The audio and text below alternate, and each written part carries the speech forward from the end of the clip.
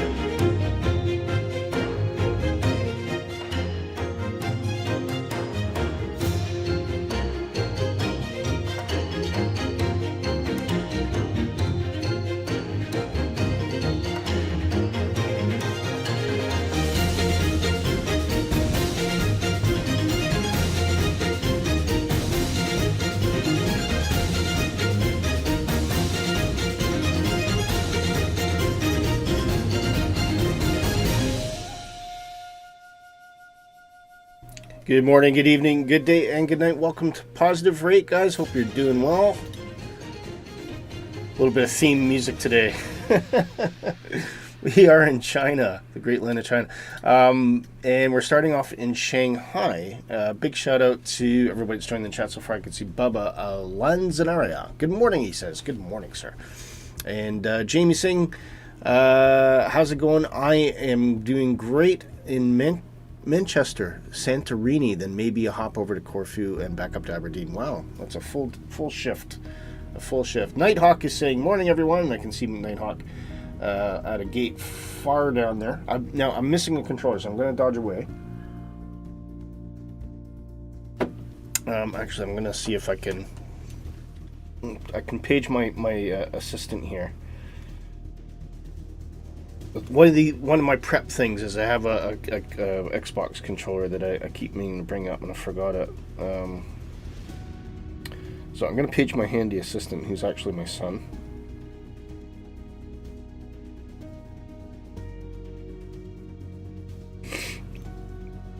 We'll see if this works.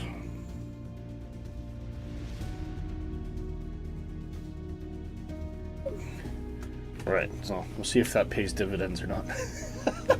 Because right now I'm just kind of using the keyboard, which isn't great. But we've got two sceneries to show off today. Lots of news as well, courtesy of our news correspondent, Notelix2411.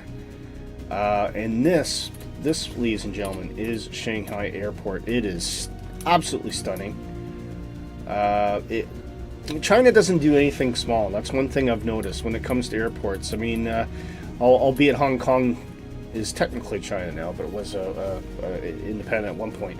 But I mean, you'll see for yourself. Beijing is no less spectacular. These airports are absolutely massive.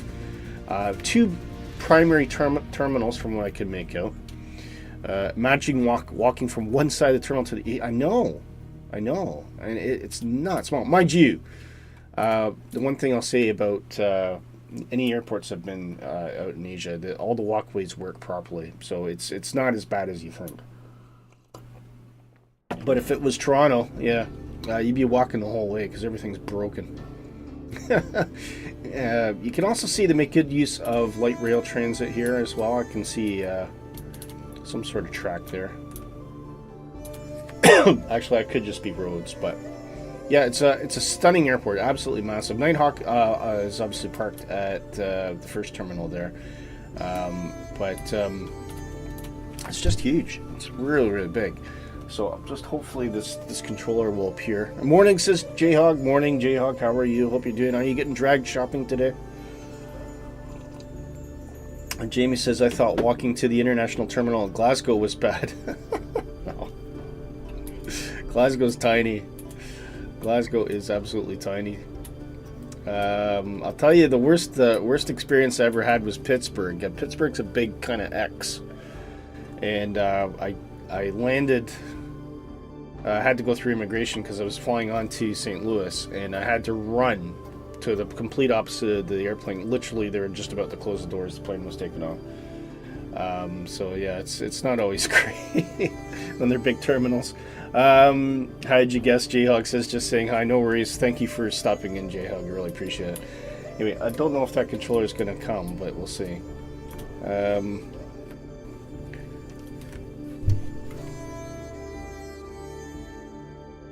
I'll give him a wee ping here. This will be fun.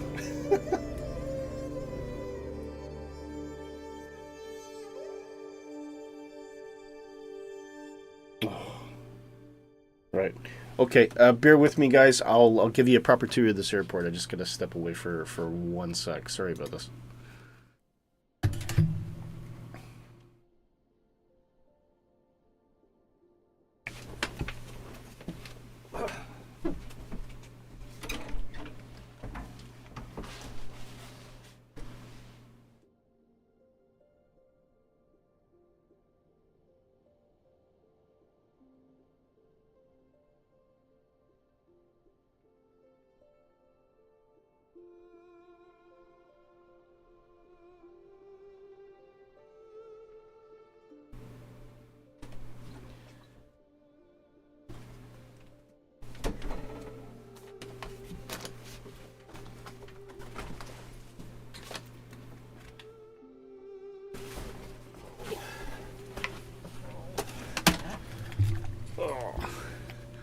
Alright, back with you guys. Hang on. Yeah, sorry about that. It was this controller I was missing. So I'll just get that plugged in for a sec.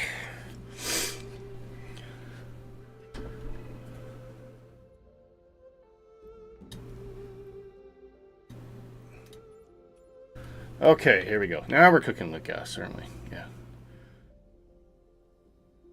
So Shanghai is absolutely massive. This is both of these I think are WF simulations, if I remember.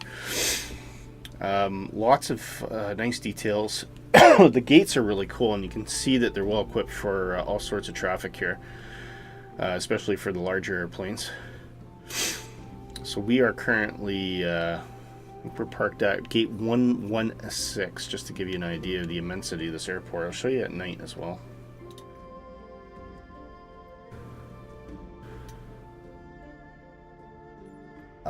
And the internal detailing of this airport is really up there as well. Look, I mean, the detail on the windows and the railing inside the windows and everything like that, and you can take yourself on a wee walkabout. There are better and there are worse. The focus, I think, when it comes to the Shanghai scenery is they just want to give you that ambience with the proper lighting, so that when you're sitting in the airplane, it does look like you're in front of an airport. But look at this; it's absolutely beautiful. The roads are all lit, come alive. You can see street lights all along there. We'll dive into the first terminal here, and look, this is no less amazing. Look at this, guys. Lots of nice rendering on the floors as well. Be a great airport for the 777 from London Heathrow. Absolutely it would. And there's some Chinese writing, which I can only imagine probably says Singapore. There's Nighthawk in the Airbus 330.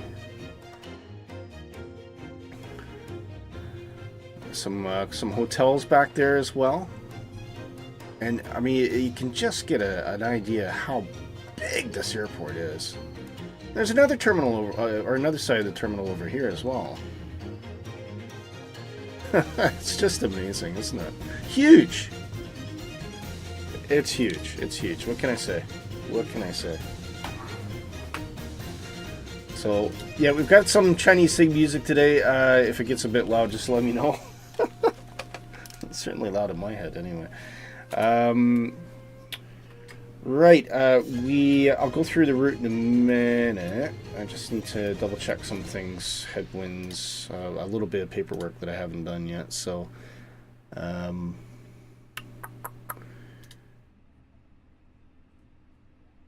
anyway, I'll take you through the route. What are we gonna do today? Let's get all this set up here. Okay.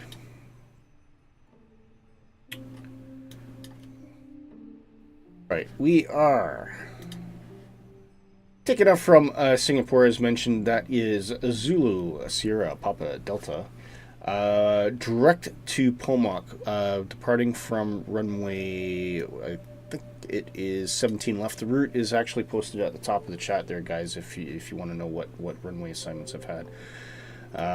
This is as of the weather about 20 minutes ago, so we'll have to do a check at some point.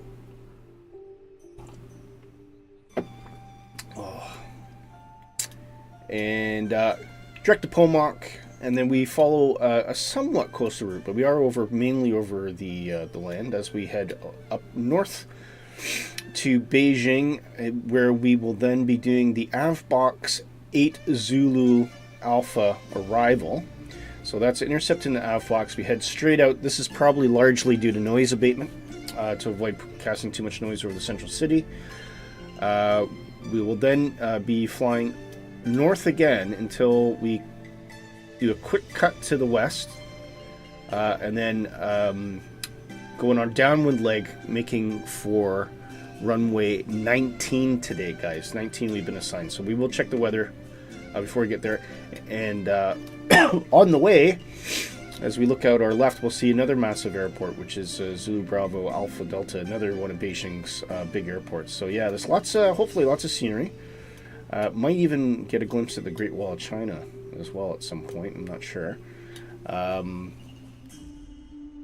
Just give you an idea of that arrival. So we're coming in via AVBox. Where's that now?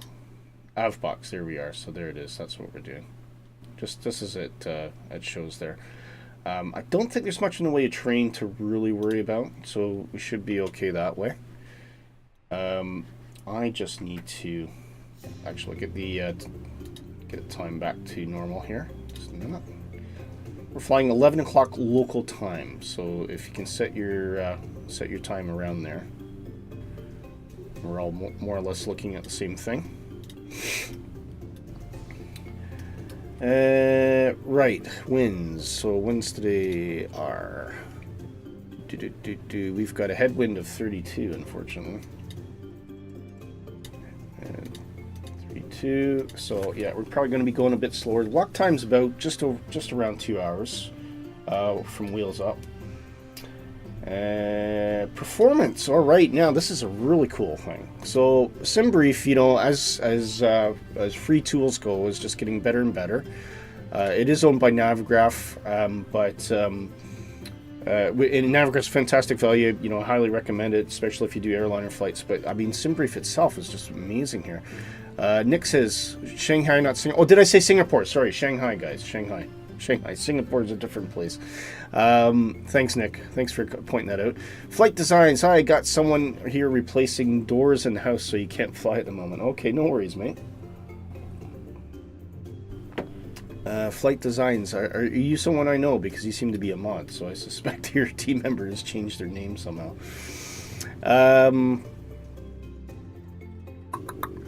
Right, what was I going to do? I'm lost now. Oh, we're going to look at the performance calculator, right? Hang on. Shanghai, yes, Shanghai, guys. My apologies to anybody who lives in Shanghai for accusing them of being in Singapore. Right, so here we go. Let me bring that up. Go back to showcase again. So we've got the route. It's all planned in. We've generated the flight. And then right now, we also have this thing called takeoff performance.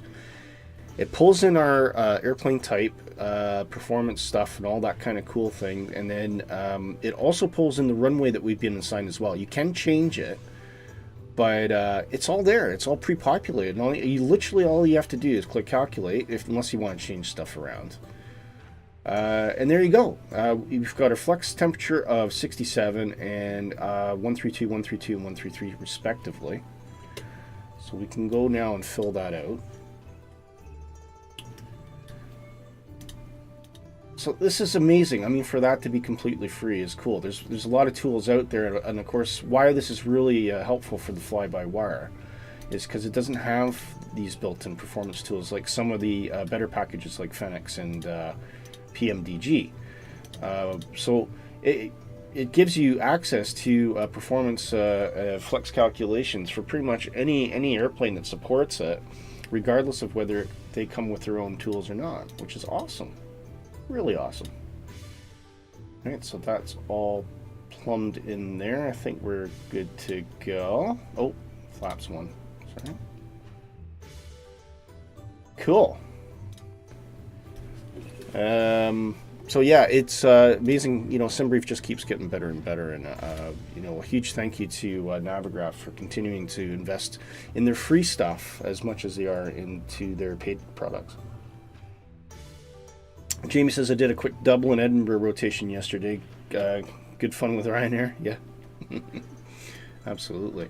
Okay, we need to push back and get going here. So if you guys are ready to do that, I'm just going to show you where we're heading. So we are currently there. Nighthawk is up there. We're going to be making our way up to 17 left. So it is pushback nose to the north, and then we'll probably bring up Papa 3 here, intercept Alpha, take Alpha all the way up to the top to Bravo 8 across and line up for 17 left for takeoff. We've got it's a nice long runway. We probably don't even need to go that far actually, because we got 13,000 feet to play with on this runway, guys. We could probably even come in at like you know, Papa 5 there would be more than adequate for takeoff distance. But you know, for belts and braces, we'll just go to the end. So anyway, I'll bring up the sim noises here, and once we get up to cruise altitude, got lots of news to talk about as well. Very exciting. Lots of things happening in the sim world now. Ooh, I'll tell you one thing that I'm missing. Reminds you of Istanbul Taxi. All right. We'll just do a quick check on. I haven't uploaded StreamerBot here, so sorry. Go back to normal ops there. Seeing all sorts of inner workings of the stream. Right, well, I'll just do a quick check here. If I could only just focus, guys. If I could only focus. Wyatt, you're making him lose his focus. Oh no, sorry, shut up. Okay, so we know that works.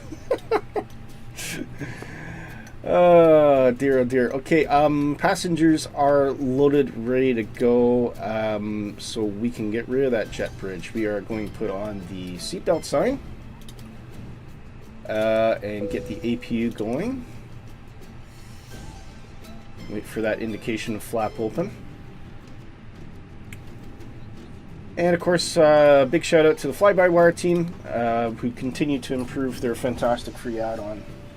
If not for fly-by-wire, we would have been waiting a very long time for high-fidelity simming. Nice 60-knot tailwind, can't wait for the way back. Oh, wow. Yeah, we don't have that. We've got quite the opposite, actually. Beacon is on. Flight attendants, arm doors, and cross-check. And we can hear the crew starting to do stuff. Just waiting for that APU to spool up now. In the meantime, we can get our pushback lined up here, so we'll connect the tug.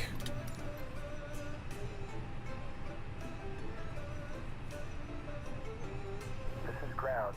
Stand by. A380 when? Flight designs, that is a good question. A very good question. I have no idea. I have no idea. And it is dark. Okay, I thought so. Yeah, you gotta let me know ahead of time. I was about to ban you. Thought you'd hacked.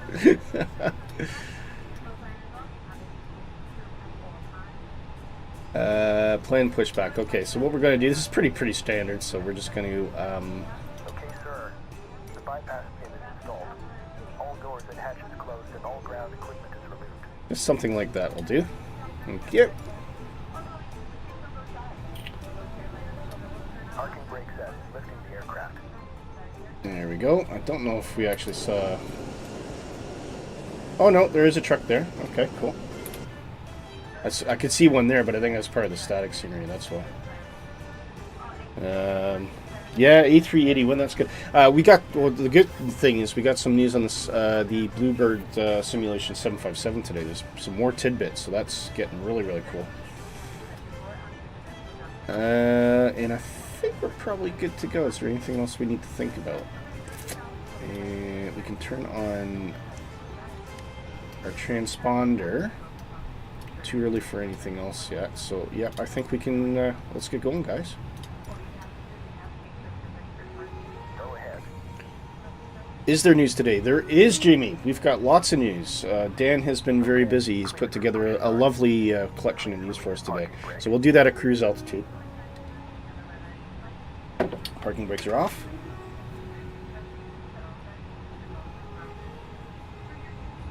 Commencing pushback. You can start the engines in sequence. Thank you very much. We'll turn off the external power. Forgot to do that. And we can put on the fuel pumps. Engine to start. Engine 1.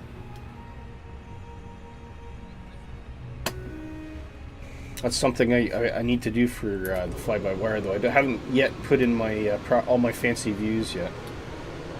It's not as easy, unfortunately, for fly-by-wire as it is for some of the other ones. Nice headshot of one of the marshals there.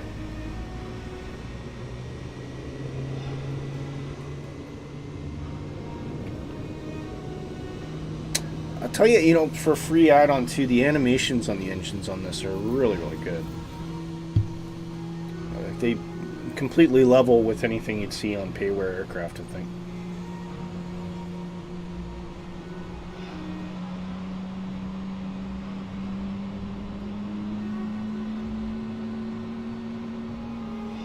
There we go, bang on the taxi line. I love that pushback tool. I don't know if that pushback tool is available. It's from Airsoft, but I don't know if you can buy it from Orbix at the moment, but it's definitely available from Airsoft. The only downside is it's not compatible with the headwind for some reason, which is a bit disappointing. It seems to have a conflict with the braking system. I don't think they've actually fixed it yet. Okay, we should be stopping shortly once this guy decides where he wants to put us. There you go. Okay, pushback completed. Please set your parking brake. I shall do, sir. Parking brake is set. Parking brake set. Lowering aircraft. I do love the kind of lifting and lowering the aircraft. I always find that really cool. Although you get a little tire squeal when it doesn't for the PMDG. Okay, sir. Clear to disconnect. Pin has been removed. See you at the side. Thank you very much. So we'll just get visual confirmation of the truck pulling off, and once he is clear, we'll start engine 2. There he goes, off he goes. Engine 2 can go now.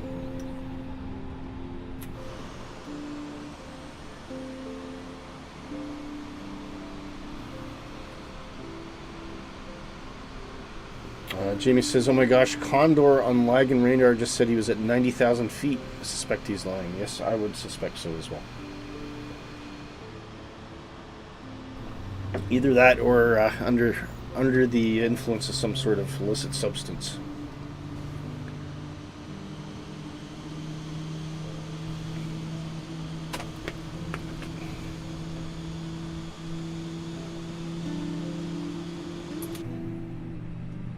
Okay, engine 2 is spooling up nicely.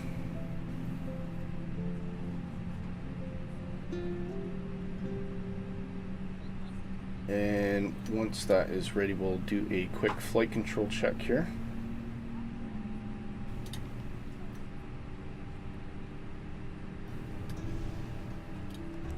Bleed can come off, and we can turn down the APU as well. Here we go. Rudder full right. and center, full left, and center. Ailerons, full left, and center, full right, and center. Yoke, pitch back, center, pitch forward, and center. Everything looking good. And so we can put that back to fuel for the moment.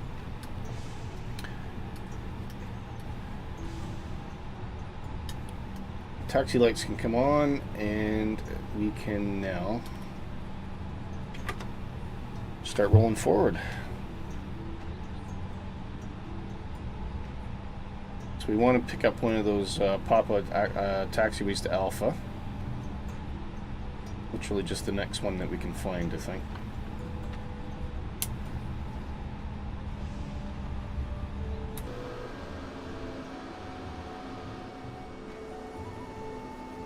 There's one there.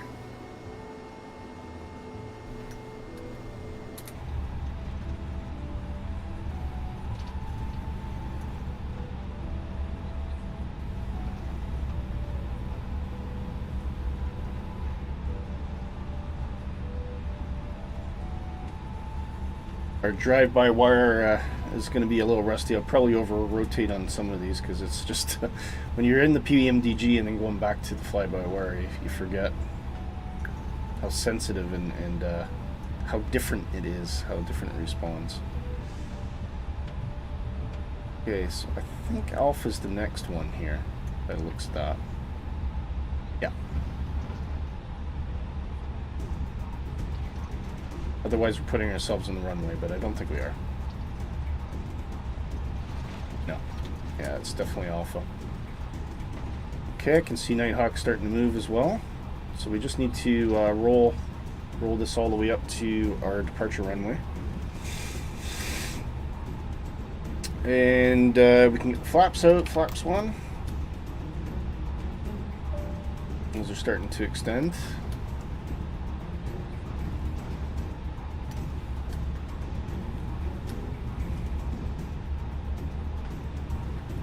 This is where you just want to go up to 50 knots down the taxiway. Yeah, that's right.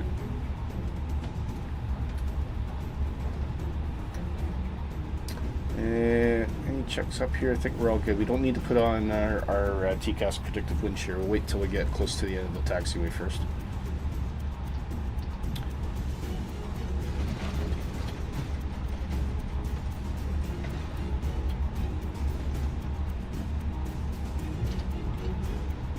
Oh, anyway, so now we can get a really good look at that first terminal as well as we go past it. Look at the size of it.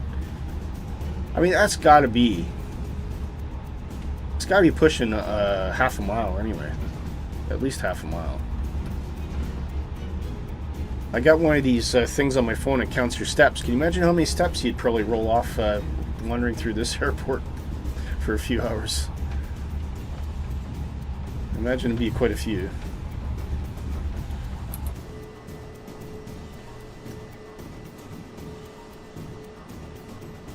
There you go. That gives you a really good idea of how big this is. And of course you've got all these stands as well, right? So it's not just the gates, but the stands. So you can just, the sheer capacity of how many airplanes can be managed by this airport is astounding. And of course China is a very highly populated place, so they need all this kind of traffic. Shanghai, I think it's in the show notes, second largest for traffic in the world, which is astounding. Absolutely amazing. Don't know what number one is. I suspect it's probably like LAX or something like that. Or possibly Dubai. Dubai might have overtaken it by now, actually. We're just getting a little bit hot, so we just get a little bit of braking there. Atlanta? Yeah, very possible. The Delta hub? Yeah. Yeah. Maybe someone can do a quick Google for me. Jamie, if you're not busy, why don't you Google that? What's the largest airport for passenger traffic? I think because it's constantly changing now. Because there's a lot of airports that are busier now that didn't really exist or weren't as present back in say the late 90s, early 2000s. There's Nighthawk. I can see him.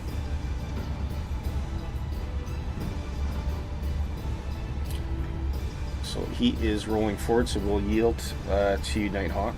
Actually, he's gonna get past us before we need to think about it anyway. That beautiful headwinds Airbus 330. My favorite livery, I think, out of the bunch that we have, courtesy of Dark Fury, who's going through another identity crisis. So I don't know. Do we call you Flight Designs now, Dark?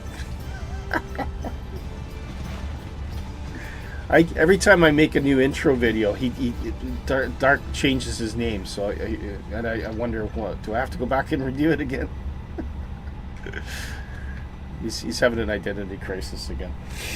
But yeah, Dark is a fantastic livery painter, and I mean this is definitely one of my favorites. I love it. That beautiful gold and black on the tail there. I wanted all of the planes like this, but Dark's not going. He's not buying it. He doesn't want to do it.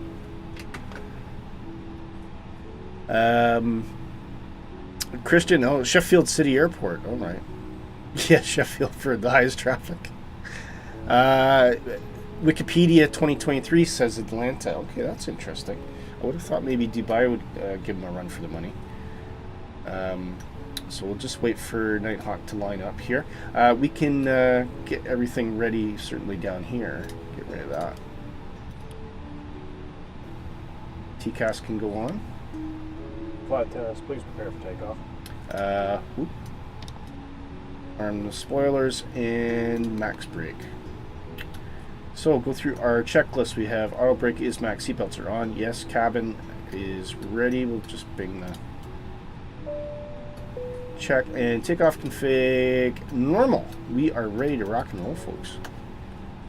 Let's see, Nighthawk's now lining up, so we can start rolling to our position. See if we can just get a view of him taking off as we're turning around. Hear those Trent 700 spooling.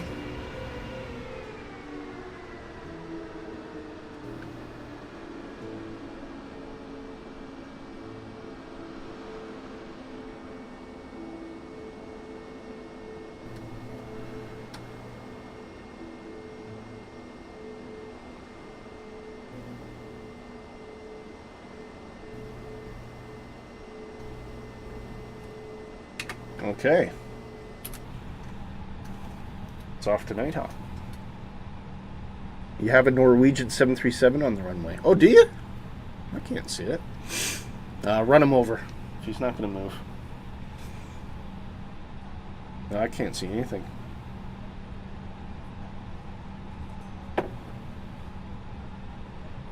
Atlanta, 10 million passengers per year. Maybe those climate activists should glue themselves to the ground on that airport.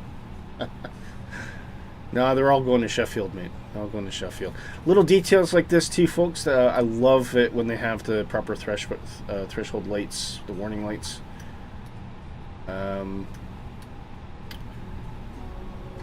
Just waiting for Nighthawk to depart here. There he goes.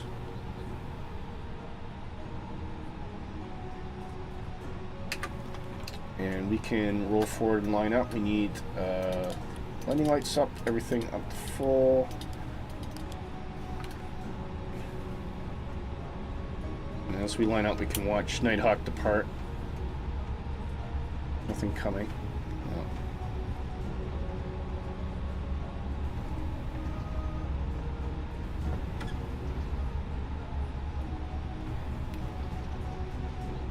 No. And there he goes off into the sky. Now that was a rather large airplane, so we're gonna sit here on station for just a couple minutes. Don't want any wind shear issues. Everything is lit. You can see our strobes are all going. Everything's all good. It's just a matter of going. So we'll run runway heading initially. In fact, I'm going to plug that in here because I don't want the autopilot taking over that quite yet. So we'll tell it just to fly runway heading until we're ready. Flight census. You're going to be Doncaster when it opens. Good luck, as our Yorkshire folk will just kick them back to London. Yeah. Okay, we're probably okay to go now. Just make sure brakes are off. Yes, they are. 50%. Oop, should have started our clock there. And we are stable flex.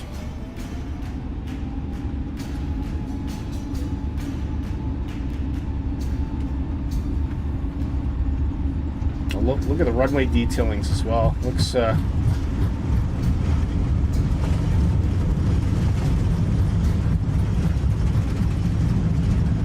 little bit of rudder input keeps on the runway.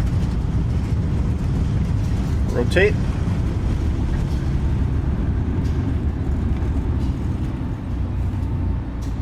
Positive freak, you're up.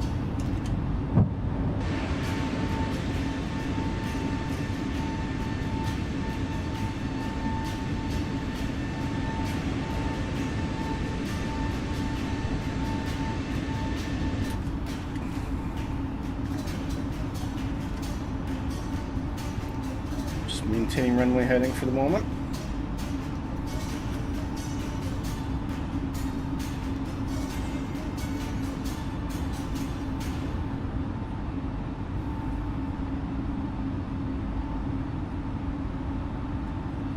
Climb thrust, dropping the nose.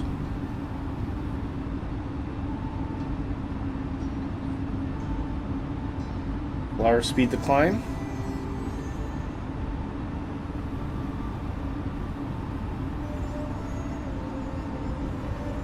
And flap 0.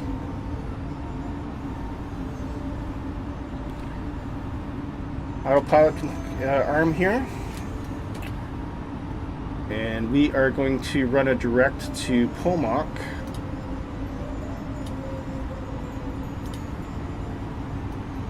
And the LNAV should take over at this point, as it does. Climbing to 6,000. Initial. We turn off our nose and runway turn off. As we make our right turn onto course. How cool it would be if tower controllers from VATSIM Pilot's Edge could actually change the stopping lights or the runway lights and stuff. Do controllers do that? I wasn't actually aware that they could move things around like that. But yeah, that would be amazing. Amazing view of Shanghai here. Look at that.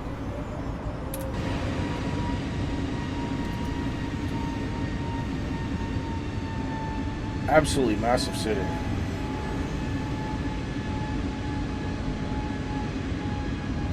That's one thing. The other thing about China, like the cities are just huge. It's just amazing. Oh, I like that. Look at that. It's like a pentagon, isn't it? Wonder what that is.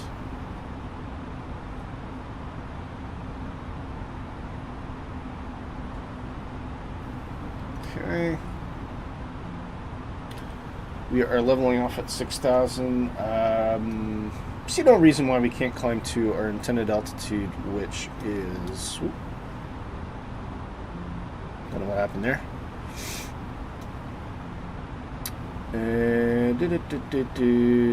Oh. Actually, I'm going to cheat here. It's in meters in China, so I'm going to...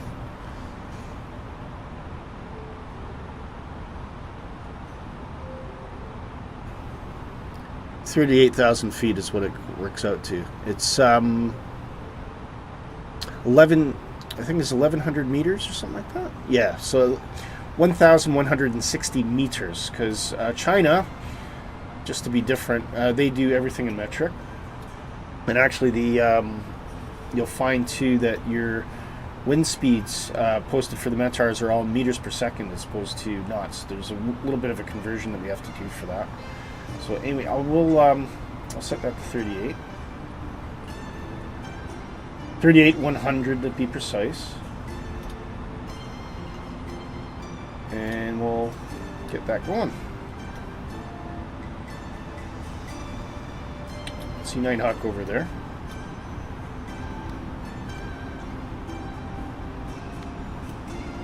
It seems to be quite lateral to me. It's almost like he's got a slightly different course.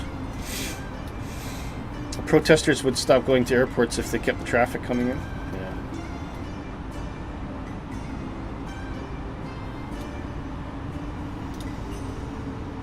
2.1 ton of fuel predicted on our landing. That's absolutely acceptable. It's all in the green.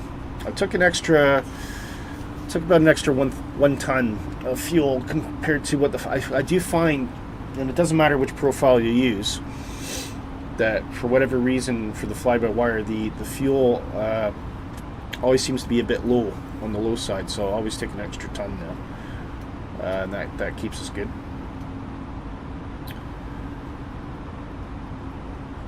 Okay, we're just waiting for it to climb through 10,000. We'll retract the landing lights.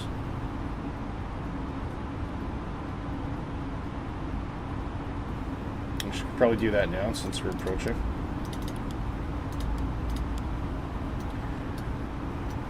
Which will reduce our drag even further. And we're going to standard at this point as well.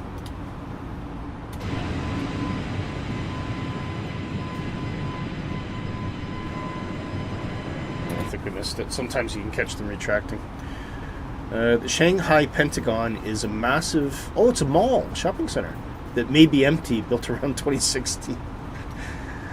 So it's a big white elephant. Is that what we're saying?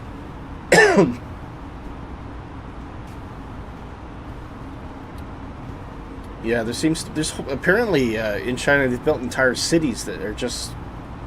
There's nobody there. It's like... They just built these large settlements and nobody lives in them.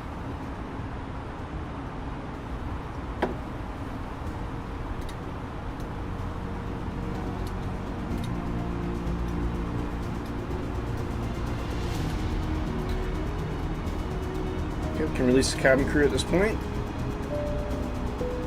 We'll keep the passengers belted just for a little bit longer. Picture in the pub. Get a bit bumpy over the Alps. Pretty much in line with the real life BA 320 heading to Santorini. Yeah. It does get bumpy over the Alps. It gets bumpy over the Rockies as well.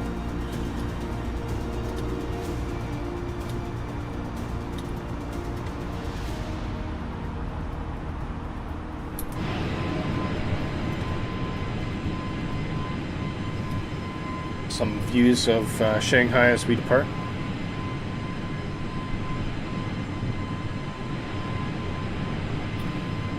The enormousness of these settlements is just extraordinary. I mean, it's just everywhere you look.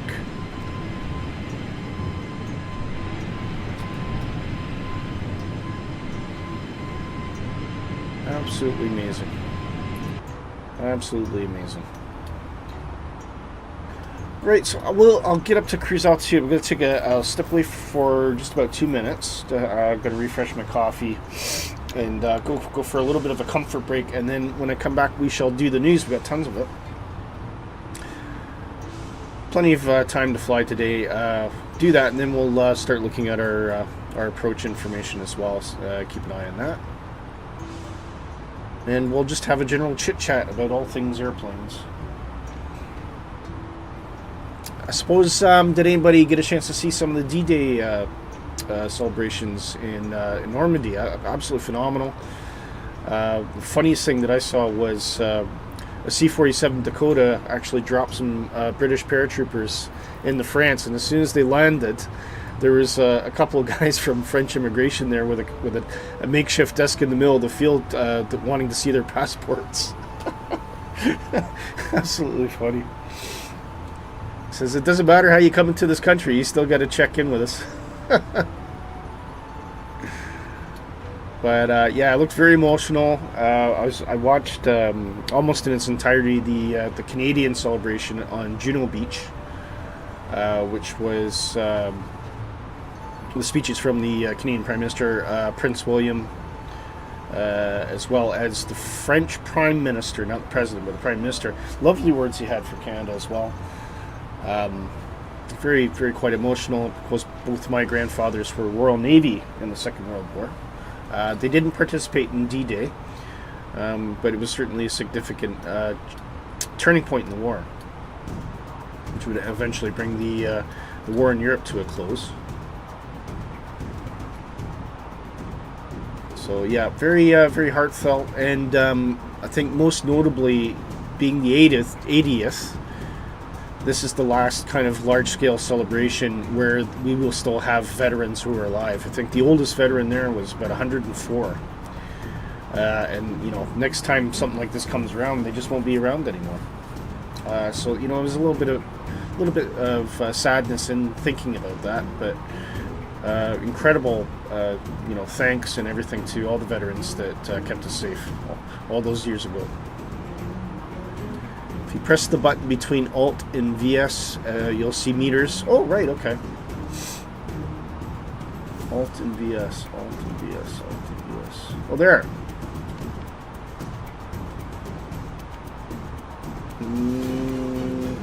Not seeing it. Is that possibly not implemented in the fly-by-wire? I don't know. Not that one right of it. Oh, there. No. Is this a trick?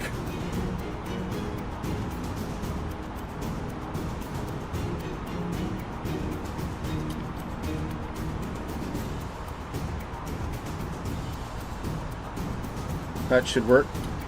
Yeah, it might not be implemented, maybe.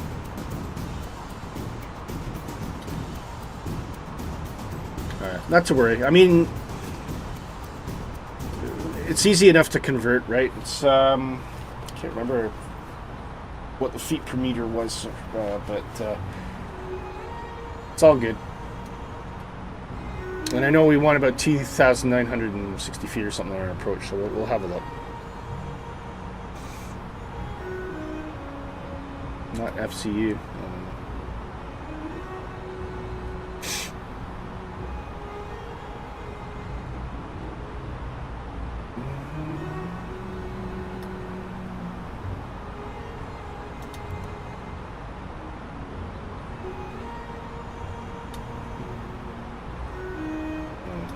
Anyway. It is, but it's showing on the PFD. We're looking at the FCU display. All right. Oh, I see. Right. Okay. Yep. Fair enough.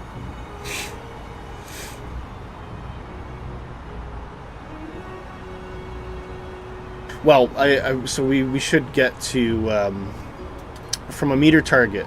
We should get to 1,160 meters is what we're aiming for. So, is that right? That can't be right. No, I'm reading that wrong.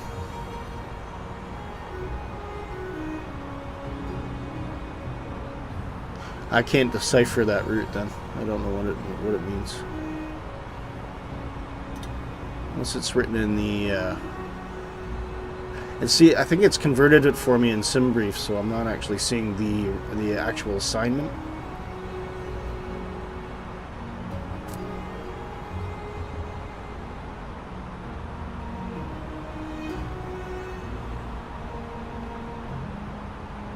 Huh. Yeah, I don't know. Anyway, I'm not going to lose sleep on it. 11,610. Oh yeah, I see. Okay, there you go. Thanks, Christian. I appreciate that. It's something you rarely look at, that, isn't it? Because it's everywhere else is kind of in feet, so it's not really something you have to think about unless you're in China. Yes, the old imperial ways just seem to have their hooks into aviation, despite people trying to change it. The one thing I am used to, obviously, is fuel weight, having fuel weight in kilos, tons. Yeah, barely used in our western parts. Yeah, that's it. That's it. Well, what other countries use meters for aviation flight level assignments? I'm not aware of any of them. Russia, of course. And by extension, probably North Korea. And Iran. Yeah. Well, there you go.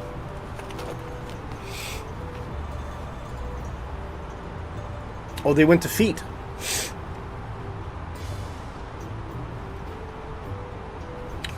Ukraine? Nah, I suspect if Ukraine did at any point, they probably don't know.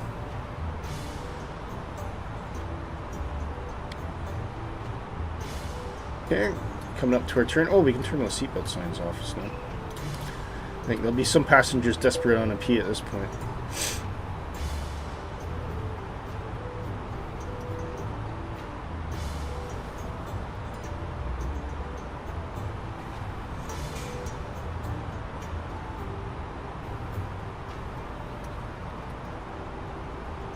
Now, you'd think we're over open country now. There wouldn't be anybody living down there. You're wrong.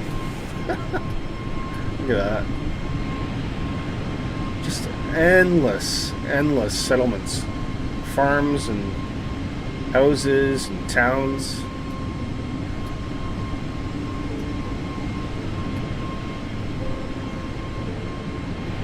Definitely lots of farms down there, I would say. But it doesn't look like wild country, doesn't it? It's all quite settled. Lots of roads. It's amazing too when you're flying this at night. You can see you can just see all the lights as well. It just goes for miles. It does. It's just you know, it's a completely different world. Completely different world. Because I think, what's the population in China? 1.8 billion or something like that.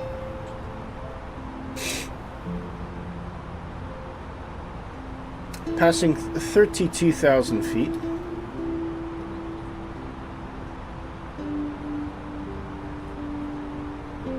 Everything looking tickety-boo. Take that off. Oh, ignition's still on this one. There we go.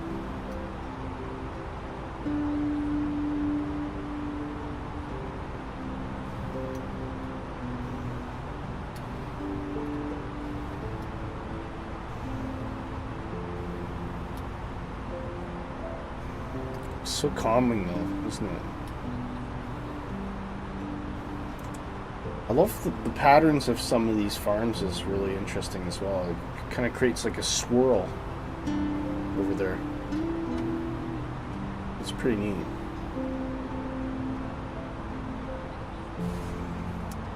India has one. Oh yeah, I couldn't remember if India was higher or if China was higher.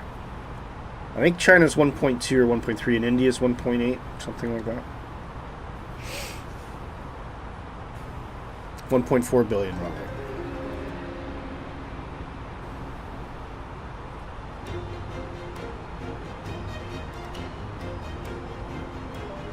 Ooh, look at that down there.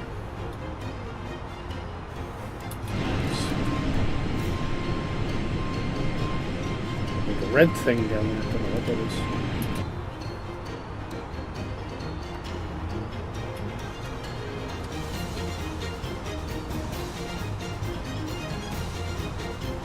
Still making our way to cruise.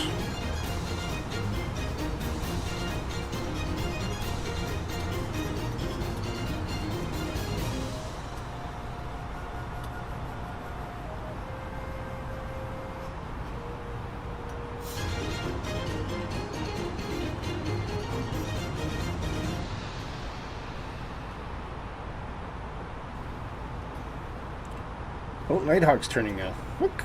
You must have a slightly different route than me, Nighthawk.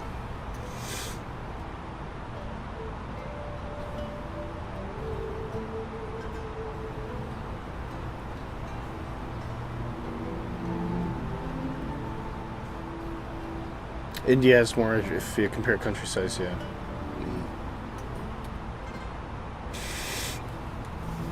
Yeah.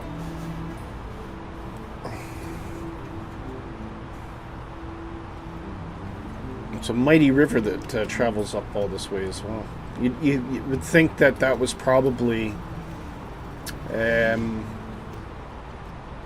the main form of transport going up to Beijing from the coast, especially when it came to cargo. It would have been the quickest way. World population is kind of crazy. It grows so fast, yeah. 100% city don't look unrealistic. You think about it. Yeah, I don't know if we'll make it to that point. If we're 100% city, that means we're not generating oxygen. We won't be breathing. as much as I think if you go to the Star Wars lore like Coruscant, it's a fascinating concept, but I don't think it's actually feasible unless there was some way that they were generating oxygen without the need for any kind of vegetation.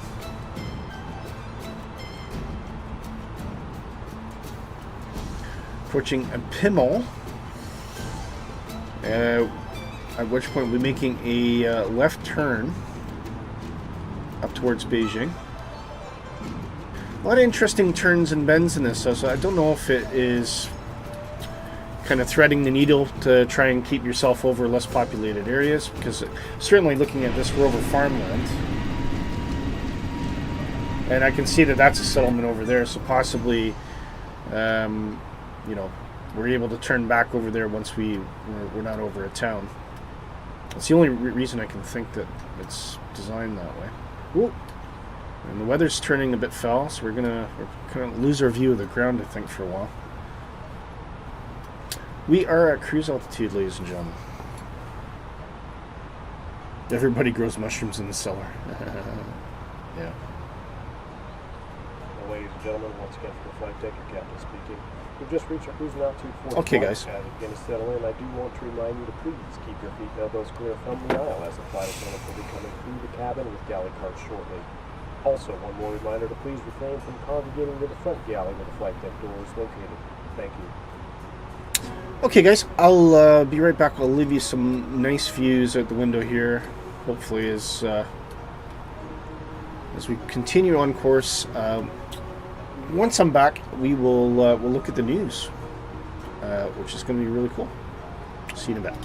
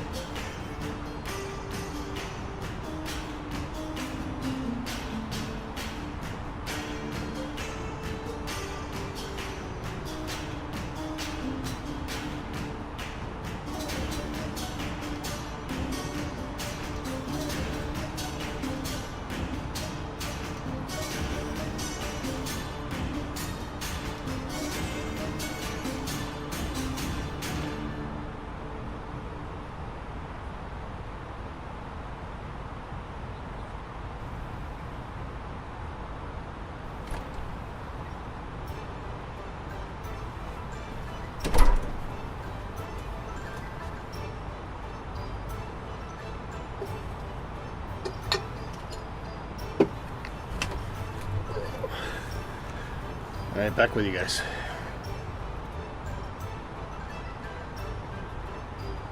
Oh. Why, oh my, oh my. Okay.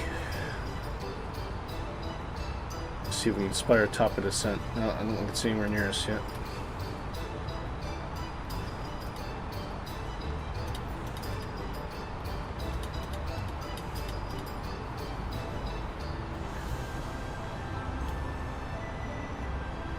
Zero 0456.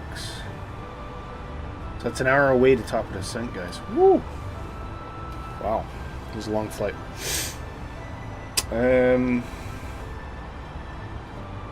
Okay, shall we do the news? And it's time for the news, guys.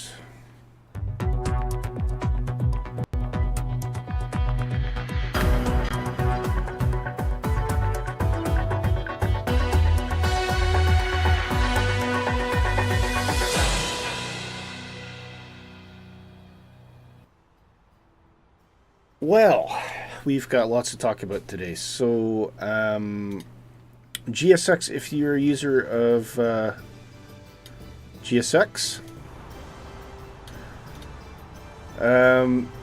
they have a new thing, adds seated passengers. Now, I'm presuming this means in the cabin, so I'm just going to try and...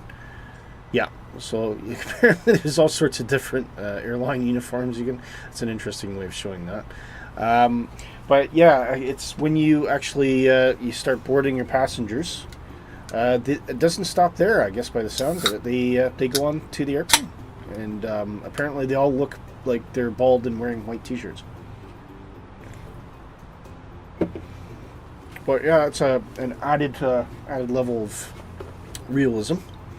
Now, don't ask me what kind of performance hit this is. I presume that they're there the whole time then. New boarding sounds as well. Sorry, I can probably turn that up a bit. Darf ich Ihren Bordpass sehen? Good afternoon. Oh, that's cool. So you even got you can hear the attendant saying hello as passengers are getting on. So yeah, that's pretty neat if you're a GSX owner. And then of course, I guess during flight, these passengers persist, so you can look inside the airplane and still see them doing their thing. Now, just be forewarned, check your PC requirements for this. I would imagine it's not light. But if you got a PC that can run it, then you are a fan of GSX. This is a pretty awesome update.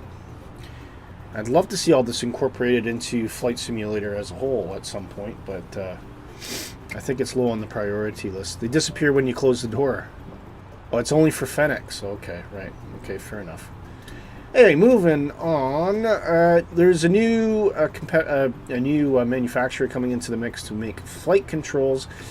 FlightSim.com, not to be confused with FlightSim.com, to release modular force feedback. So this is a new thing. So this is actually giving you can actually feel the plane kind of pushing back on you as you're flying, which is really cool.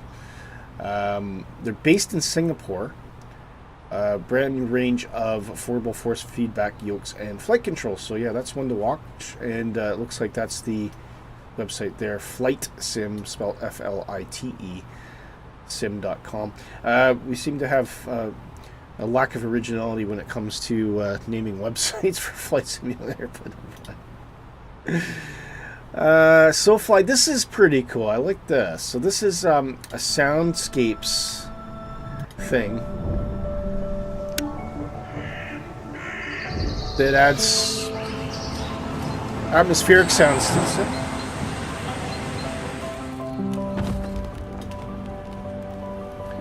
And I love that you hear the snow crackling. That's really cool. I like that.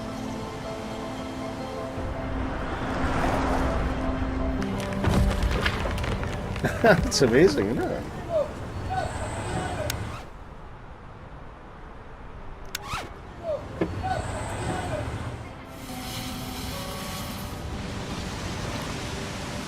So yeah, if you're a sound junkie like me, I might actually check this out.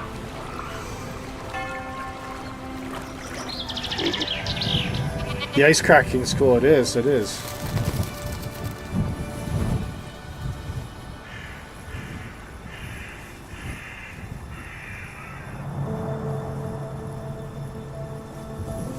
And it looks like it integrates right into the sim as well, which is really, really cool. So unlike some other add-ons that are external.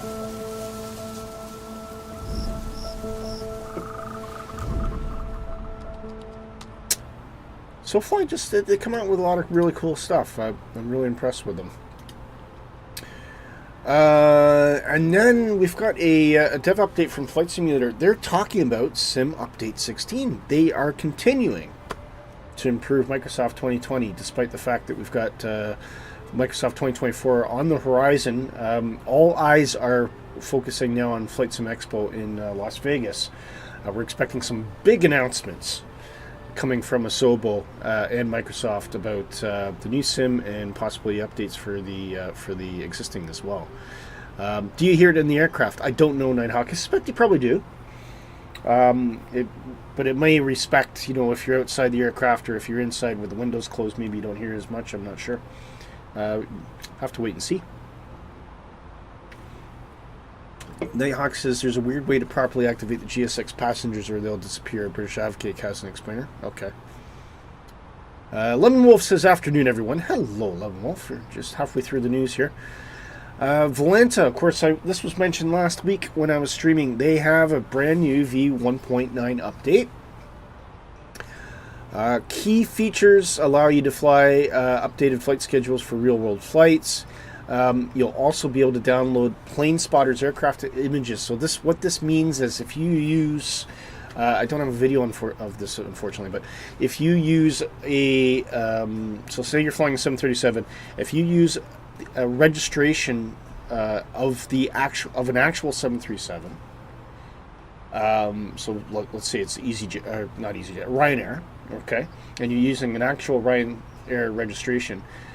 Within Volanta, you can tell it to go to the plane spotting website and download a picture, if anyone has taken it, of that actual real airplane with the proper registration, and it will make that it will label your sim airplane with that real photo, which is kind of nifty, I think. I mean, it's not going to change your life, but I think it's kind of a neat little thing. Other than that, they've got improvements to the leaderboards and the teams that show when your friends are online, and also the option to disable new aircraft creation when you're using aircraft you've not previously used with it. Okay, whatever that means, I'm not sure. Here's a whole list of new features as well. We'll go into detail on all of these, but yeah, lots of new stuff there. Lots of bug fixes as well. So they continue to improve on their product. A huge shout out to the team at Volanta, which is a very hardworking team and also a big area of development for Orbix, our good friends at Orbix. Sorry, every time you drink soda pop, it gets a bit gassy. Now, there's been a bit of controversy with TFDI. I don't know if anyone is aware of what happened, but I was a little bit astounded. Needless to say, the MD-11 is looking good. It's been regularly featured by a fellow content creator, good friend of mine, Emmanuel, who is also known as the A330 driver. You might also know him as the 737 driver in a past capacity. Now, Emmanuel's been looking at this a lot. He bought into the early access. It wasn't given to him. He purchased it outright. He's been watching the improvements from early access right from the start as they continue to improve the airplane, and he's had a lot of praise, actually, a lot of praise for the development. Although on the same frame, he's had some criticisms, some recommendations for improvement, etc.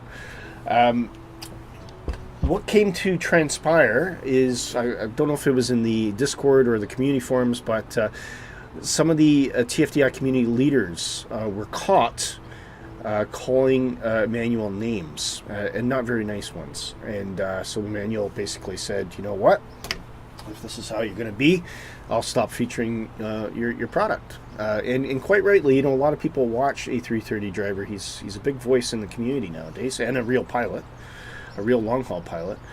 So it was a bit of an own goal by TFDI. Now, since that, the CEO of the company that owns TFDI, don't tell me or ask me how the company structure is, but CEO apparently has come back and offered a full apology to A330 drivers, saying, you know, that's not how we want to do business. That's not the various people who have said things, you know, do not represent the views of the company, etc., like that. So, you know, they've kind of patched it up, and you know, credit to Emmanuel. He's basically said, okay, that's fine. You know what? I accept your apology, and let's reset the relationship, and we'll go from there.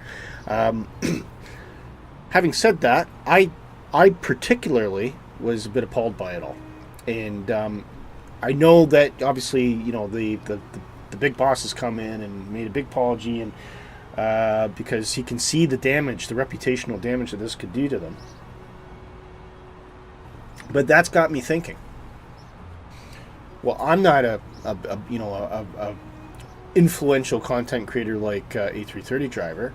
I would just be potentially to TFDI a lowly customer, spending my money. But then if I have problems with that product, and I know that the community leaders are capable of acting the way that they are, what kind of faith would I have in investing in TFDI? And I'm really interested in the MD-11. I really am.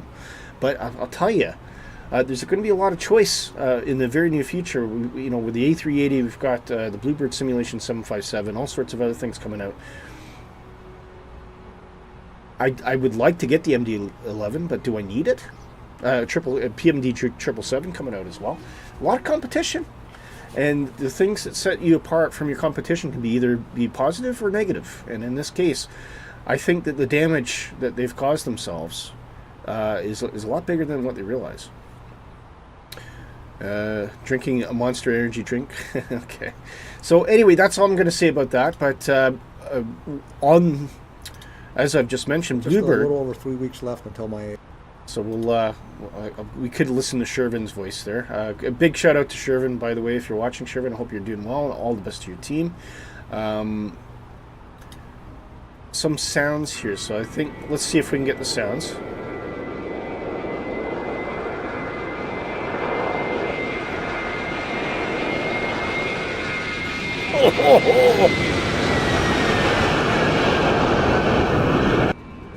Oh, listen to him.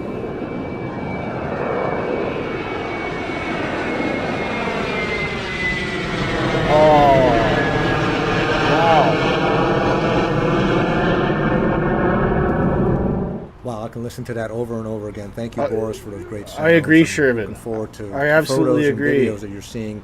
The light bloom effect is. It's a must-have. Yeah, it's a day one purchase. But we day one. edited the effect so that it isn't overpowering. We're hoping actually We noticed Bluebird on a will lot of planes, support whether us it's as well. Default or some payware aircraft, the light bloom effect, in our opinion, again, is just too powerful.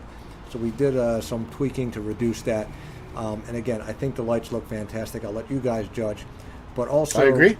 We hooked up all of these lights, minus the logo lights that are respective circuit breakers on the overhead. The logo lights circuit breaker is actually located in the electronics bay, and we weren't going to model that. We thought about it, but that's a little overkill, so we didn't model that. But all of the circuit breakers for the lights are hooked up. And again, we know that pilots rarely, if ever, use circuit breakers, but we wanted to do it just to give that extra level of depth. 20 And working you can go ahead circuit and mess with breakers the just circuit for breakers the if you lighting. want. As an example, here I pulled the circuit breaker for the right position light, and you can see it is off. So, really love these lights. I hope you guys love it too.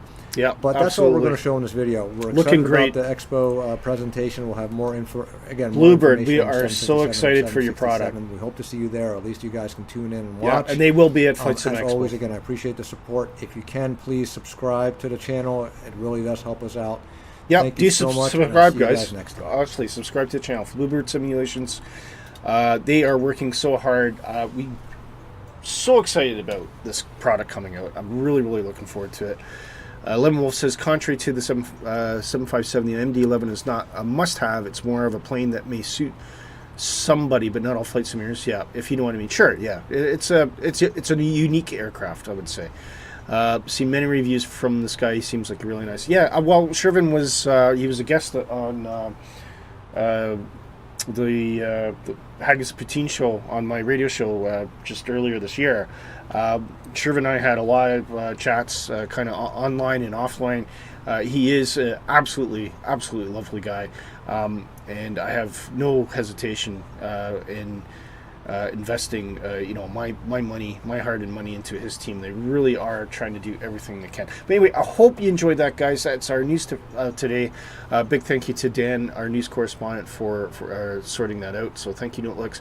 And let's get back to the simming.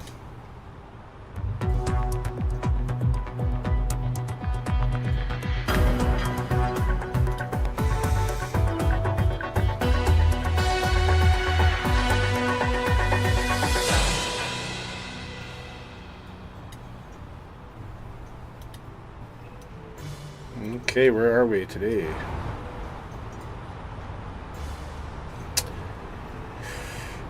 Right, so we're making pretty good progress. I can actually see the top of the descent markers now peaked in, probably pushing a roughly 300 nautical miles from our current position. We are holding at altitude. I can still see Nighthawk up in front of us as well. He's a little bit higher than me, 39,000 feet. And yeah, definitely the cloud setting in. A little bit more countryside now. Well, lots of farms anyway. Look at the farms.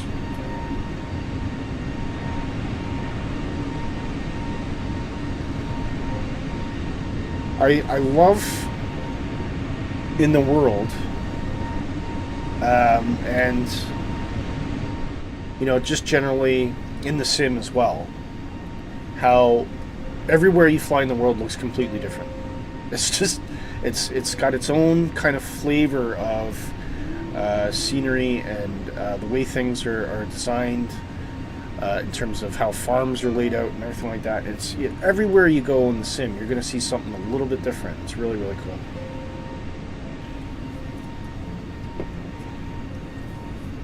We're so fortunate to have a sim like Microsoft Flight Simulator, which accurately models pretty much everything in the world. It used to take a lot of time and money to get your sim to a point where you had global representation of settlements and farms. I mean, you can look down there and see that farm on the edge, and you know that actually exists. Somebody lives there. Somebody works that farm. Somebody will look at that in the sim and say, that's where I live. That's really cool. Likewise, you look at the towns down there, someone will say, oh, I live in that building over there, or I work in that factory here. It's amazing. It's just so cool.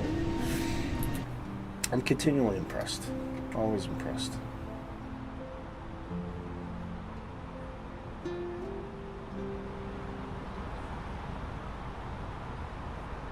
And if I close that, yeah. So, where are we? We've all visited our house, our city, at least once in the sim, yeah. Although strangely, mine, where I live in Scotland, is the photogrammetry doesn't quite work because the resolution for rural Scotland isn't as high quality as, say, the cities are for some reason. That imagery is out of date, is it? I'm sure a lot of the imagery is.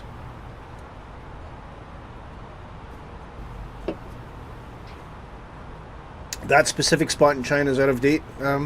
Dark, how do you know that? Just out of curiosity, not challenging you.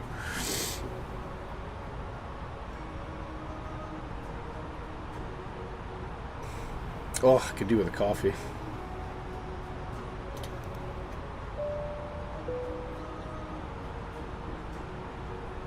I need a refill on my Tim Hortons here.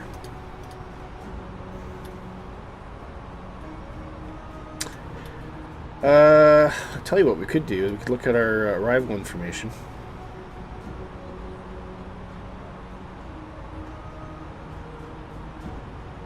quite warm too, 29 degrees in Beijing. So 120, this is what I was talking about. So the winds are 120 at 2 meters per second. And I can't remember what the conversion rate is, but the easiest way to figure this out is if you just go into a search bar, say 2 meters per second to knots, and that gives you 3.88, so roughly 4 knots. So all we need to do then is run 120.04 into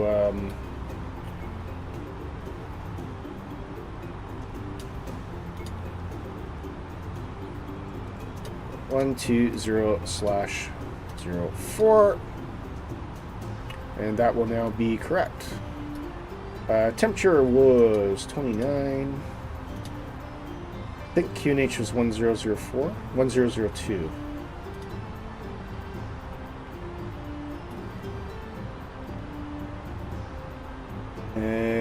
Yeah, we'll probably do full flaps. That's totally fine. Landing configuration, right? So what we want to do is look at the charts. And decision height is 294 barrel.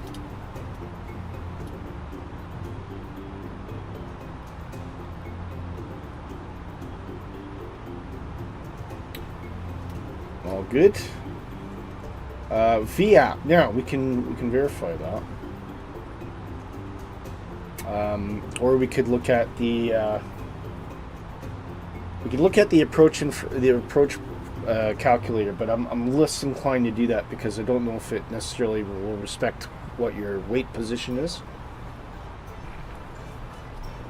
So I think on this case I'm just going to go with what the sim's telling me. Did I try the Inabuild's A320? No, I haven't yet. No. I've watched a couple content creators, trusted content creators, try it out, and the overall impression seems to be it's good, but there's some flight model issues, and there's a couple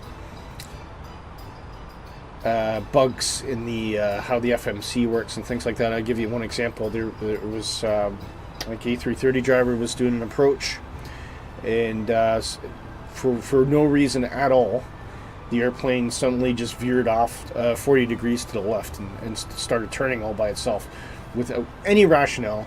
Nothing they changed. It just suddenly decided to turn and bypass 3/4 of the approach. So I mean, hopefully they'll improve all that, but I'm not yet seeing any enticement to say that I should be flying the Inabuilds as opposed to the fly-by-wire. And of course, if you got the Fenix, then it doesn't matter anyway, because obviously you're going to go with the Fenix. So the sounds are quite well basic. Yeah. Do I think 50 megabits per second is enough for satellite imagery? Yes.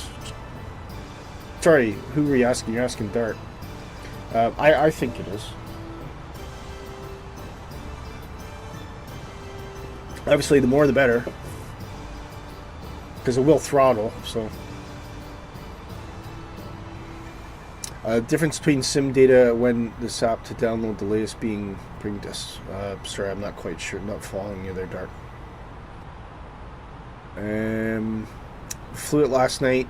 Flight model is kind of weird. Yeah, okay, there you go. Bing data could be at least 2 years old. Yeah, okay, fair enough. Yeah, I mean, sure it is. I mean, listen, what do you want? The cloud server that stores all of this imagery is, they measure it in petabytes, right? Not terabytes. Petabytes. It's somewhere in the region of 2 to 3 petabytes of data, right? And they're having to update it constantly. Now, people could argue, yeah, it's 2 years out of date. I get that. Google, and I've seen Google information that's out of date as well, up to 2-3 years. So it's not like Google's any better as far as I'm concerned. I think some areas get updated more often than others. But I mean, if that's your beef, if that's and you think, oh, you know, why is that building not there? It wasn't there before, or, you know, or that building was taken away, or that there's a new building there. You know, that road doesn't exist anymore, etc. I mean, okay, yeah, I get it, but it's not something I'll lose sleep on. At the end of the day, we still got a pretty accurate view of the world. It might not be bang on. Petabyte is 1,000 terabytes. Yes, yeah, I'm aware of that. Yeah, I'm aware of that. So that's what I'm saying. That the cloud server that maintains all the scenery is about 2 to 3 petabytes.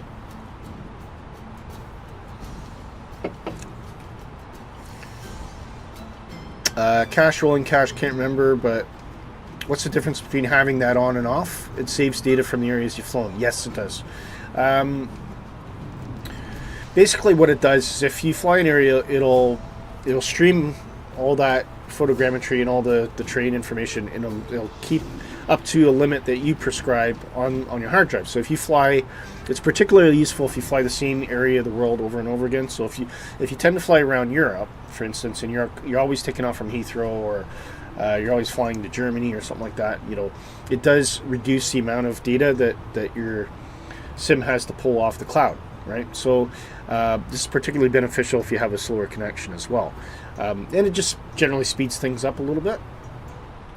If you have like a wicked fast fiber connection, I would probably say you don't need cache at all, because your data is so fast that you're not getting any benefit from it. Now, downside with cache is cache will not necessarily update right away. So if you get world updates, for instance, it's always recommended, or you get a major piece of scenery, like an add-on piece of scenery, it's always recommended that you delete your cache completely and start from scratch.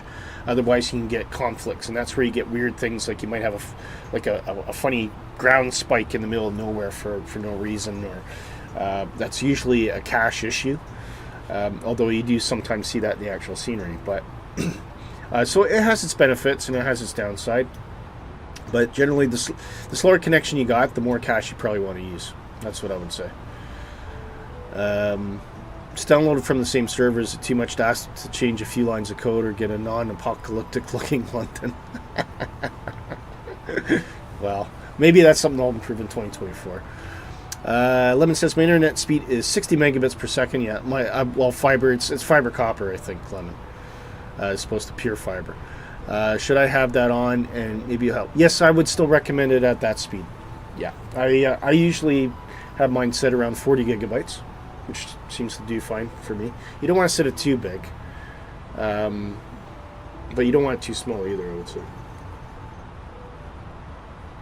But you know, once pure fiber rolls out in my area, 2026 or 7 or 8 or 2033 or whatever the hell they decide to do it, you know, I'm going to be investing. I want to be getting up to about 500 megabits per second. And at that point, then, you know, cache is gone. Don't need it. The only other factor in that, though, I'll say, is actually no. If you got a really wicked fast fiber connection, you might even still use cache, but maybe set it to, I don't know. I suppose it's subject to experimentation. I mean, I don't have a high-speed connection, so I can't really say specifically what I'm saying is going to work. But I know how cache works, and I know it's largely trying to save data and time on slower connections, right? So, anyway, you're setting it now. Okay. And so you should. Okay, top of descent is now falling within the 240 range there.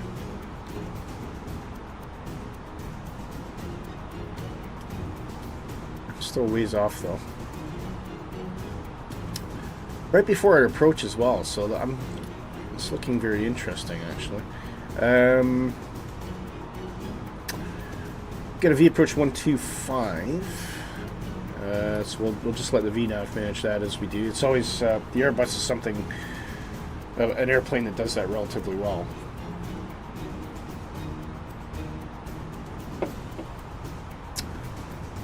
You don't seem to have a top of descent? Actually, what I do need to do is go into the flight plan here and just double check some stuff.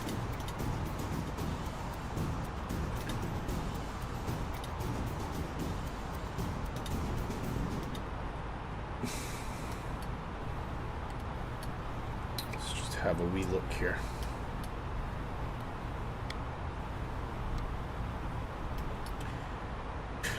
Okay, so it's AA520. Where is that putting us now? That is at 39,000.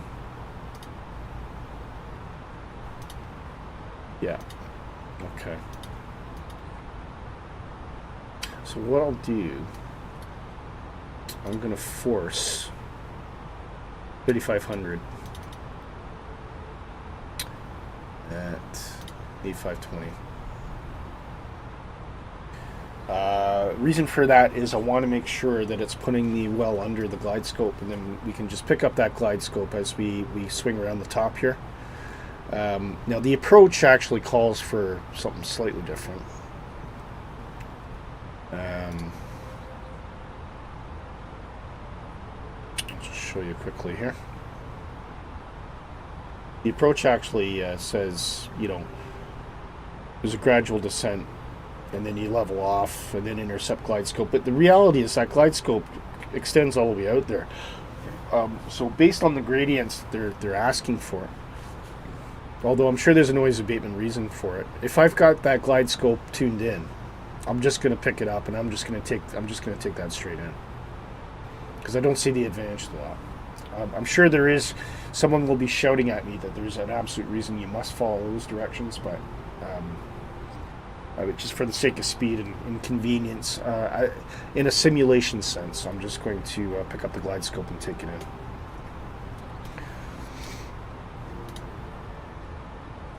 Now, that is particularly relevant, though, if you don't have glide scope capability, obviously, but that is an ILS chart, so.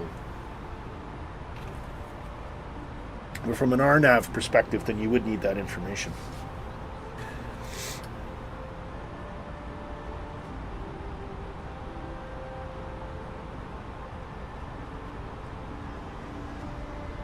Let me put that back to our active plan, and we'll just keep an eye on everything there. Where's Nighthawk? Is he still there? There he is. Very cloudy now. You still see a little bit of terrain through the clouds, but not a lot. Very high ceiling though.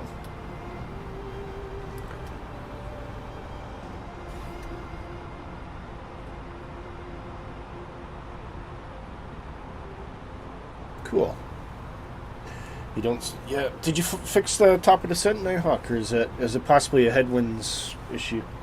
I've noticed that headwinds hasn't really had an update lately for a long time, which is a little bit concerning. It's almost like the team's maybe slowed down a bit. I don't want them to, because I really like the work they've done so far. I want them to continue to invest in the headwinds the same way that Fly-by-Wire's done the A320. Have I changed NVIDIA control panel settings? Oh, may I ask you after the stream on Discord to send me your settings? Have you changed NVIDIA control panel settings? Yes, but is there anything specific you're curious about?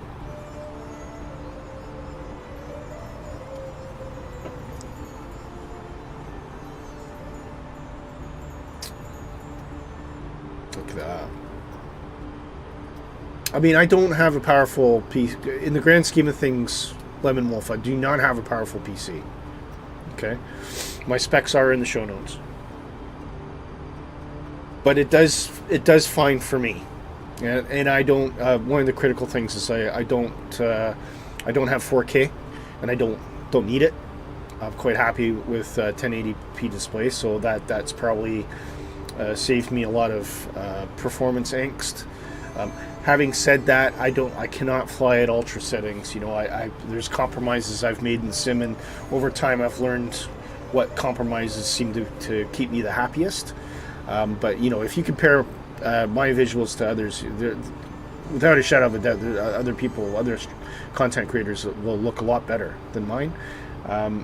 But at the end of the day, for me, it's just about having a sim that works, performs well, and generally looks good. And I think that's where I am in the grand scheme of things. So I'm happy. I'm happy. I've never really felt the need to have to upgrade my machine, and I can't really afford to be honest with you. Maybe one day when I'm rich and famous. You have a medium to high range PC? Yeah. I mean, I'm delighted. If you consider that right now I'm running Fly Live Studio, OBS, Discord, Volanta, Navigraph, a browser, StreamerBot, Voice Meter, Winamp, Flight Simulator, all that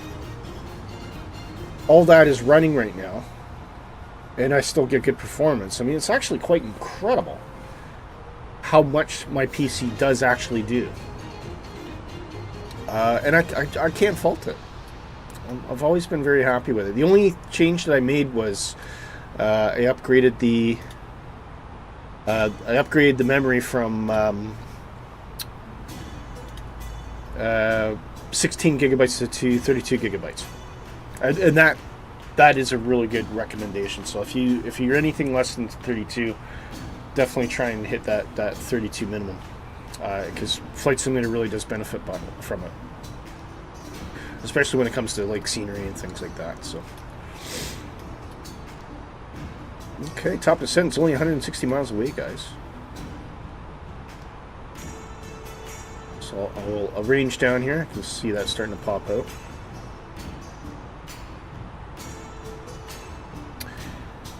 Just gonna step away for 2 minutes. I'll be right back to give you a nice view of the Chinese countryside as we fly into Beijing from the south.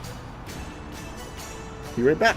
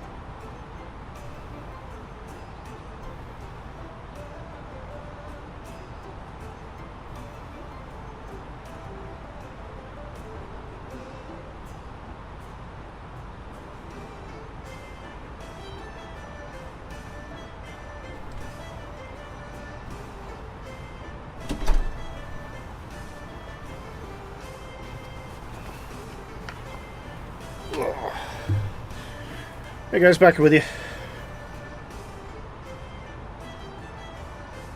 Hello. Hello.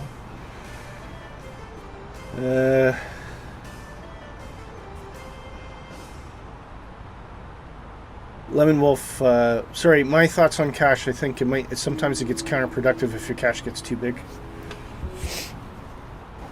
Because, but it's up to you. I think play around with it. I think 300 would be well too excessive. Dark, do you know what does Gavin use? Because I think Gavin kind of found an optimal setting for his cache, didn't he? Nighthawk says it wouldn't set it bigger than 15 gig. Okay. Every update, you recommend you delete it before the update. Having rolling cache too large can cause issues. Yeah, but then you're still deleting it, so it doesn't really matter. Look at the mountains there, guys. It's kind of nice. It's pretty. A little bit of interesting scenery now.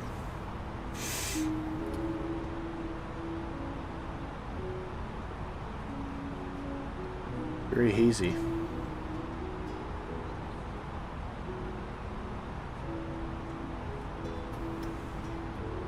Let's see some towns down there.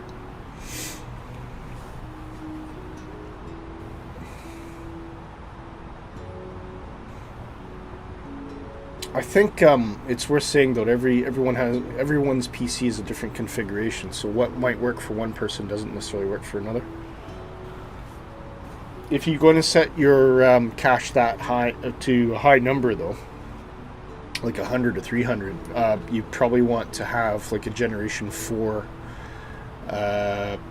M.2 STD, because obviously the bigger you make this cache, the more the sim's going to use it, and the more time it's going to spend kind of, you know, maintaining and updating and checking that cache versus other things that might be loading in, such as add-on scenery. So what's the closest waypoint to your top of descent? It is Baekdu.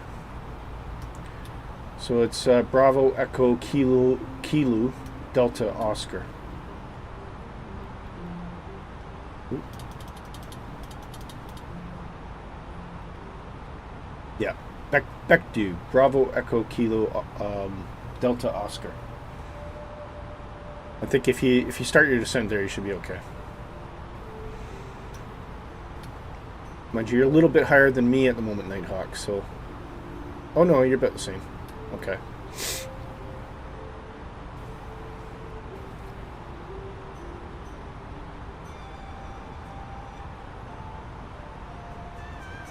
Yeah, not having a top of descent marker isn't useful. Can't remember what Gavin uses. Recommended 30 gig for cache. Over 50 is useless. Yeah, I think mine's set to 40. I use 40.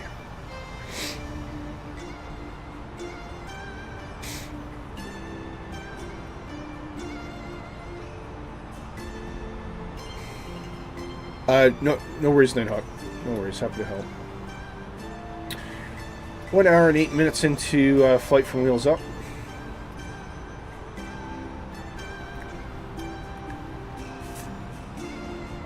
Still 3.6 ton on board. Fuel prediction still showing in the green, 1.9 at destination, so that's okay. Probably do a quick check on the weather, just see if it's changed at all. Yeah, the winds are a little bit different. 0.090 now.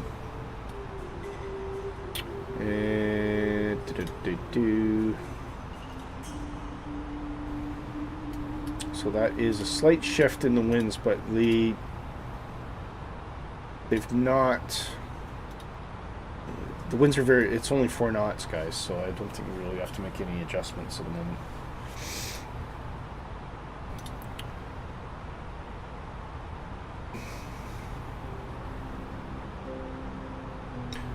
And besides, the runways are all running kind of north-south anyway, so I think we'll still stick with runway 19.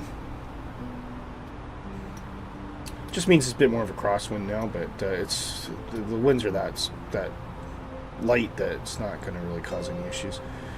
QNH is still 1002. Temperature is now 28.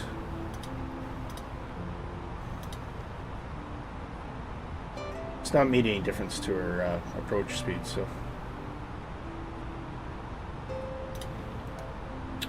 Looking good.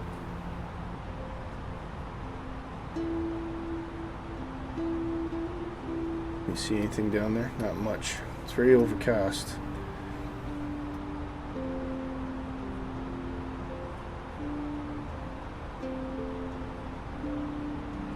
No need for more than 50. I think the consensus, Lemon, is that no. I probably want to be below that. It just starts making work for your PC.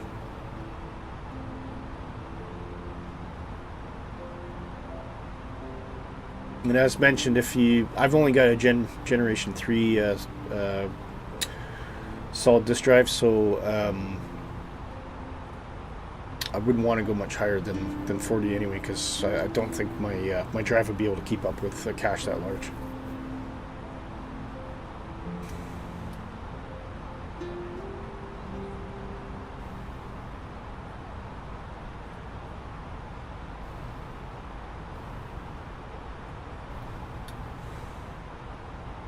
Yeah, it's just basically chilling at this point.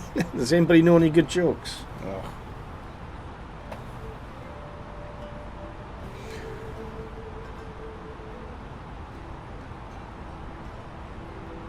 Got it. We got it. Oh. I don't know what else to talk about. There is... of course, I'm not streaming next week, guys, by the way. I'm going to be doing photography again. There's a local golf tournament, which is pretty cool. It's actually... it's not actually a golf course. What they do is there's about a mile of grazing field for sheep, and they cut a golf course once every 2 years into this grazing ground. And basically manufacture a 9-hole golf course. So I'm going to be doing photos for that next week. It's an all-day event. So you'll have to twist Dark's arm, see if we can get him streaming again. Because his last stream was really good. I really enjoyed it. So you're in demand, Dark. You're in demand. You found VRAM very useful for a sim? Virtual RAM, like, is that where you create it on your solid disk drive rather than virtual memory or actual memory? It'd be interesting. Can you send me a bit more information on that flight, or maybe post something in the Discord, because I'm quite interested in what you're doing. Any little tweaks that can increase performance is always great. You would have streamed but working? Yeah, I know. I know you're very busy. I know you're very busy. And of course you weren't like totally 100% for a while, weren't you? You were a bit under the weather for a while. Didn't go for the 3060. Only 8 gig. Oh yeah. I think a lot of people are saying you want a card with at least 12 on it. But I mean, a 3060 is the 4060 not 12 gig. Yeah. I don't know. It's really hard to know what to get with NVIDIA these days, because 4000 series is... I think it's starting to come down in price now, but I mean the 4090 is just like, what's the bloody point? If I was going to buy a 4090, there's so many other things I'd have to do, or basically I'd be replacing my PC, because you'd want like everything maxed out. You want ridiculously fast solid state drive. You'd want the fastest memory you could get. You'd probably want at least 128 gig on board. You'd want, everything. Good power supply. It's not just about getting the fast card. And of course you want a really, really powerful processor, right? So it's not about just getting the fast card. Everything else needs to be fast, and it's a lot of money. I mean, you could spend easily £8,000 sterling. And it would be great. I mean, I know I'd run Flight Simulator spectacularly, but I don't have that kind of cash. I mean, I got my if you exclude my memory upgrade, I spent £1,300 on my PC, and for 1,300 quid, it is a spectacular machine. It does everything I want it to do. Plus, it's really good for video editing because I do video and photo editing. It handles that like an absolute champ. I just have no desire to get anything more powerful.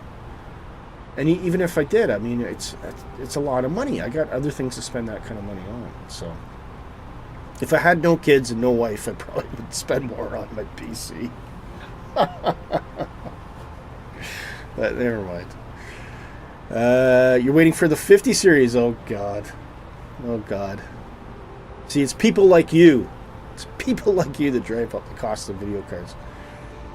Get a 4070, not a 4060. Yeah, I think a lot of people do say that. And a 470, I think they come in around about 12 gig on board, don't they? It's like throwing a 6-liter V12 on a Mini Cooper. Exactly. Exactly. Everything else needs to be in harmony. Yeah, you got it. 100%.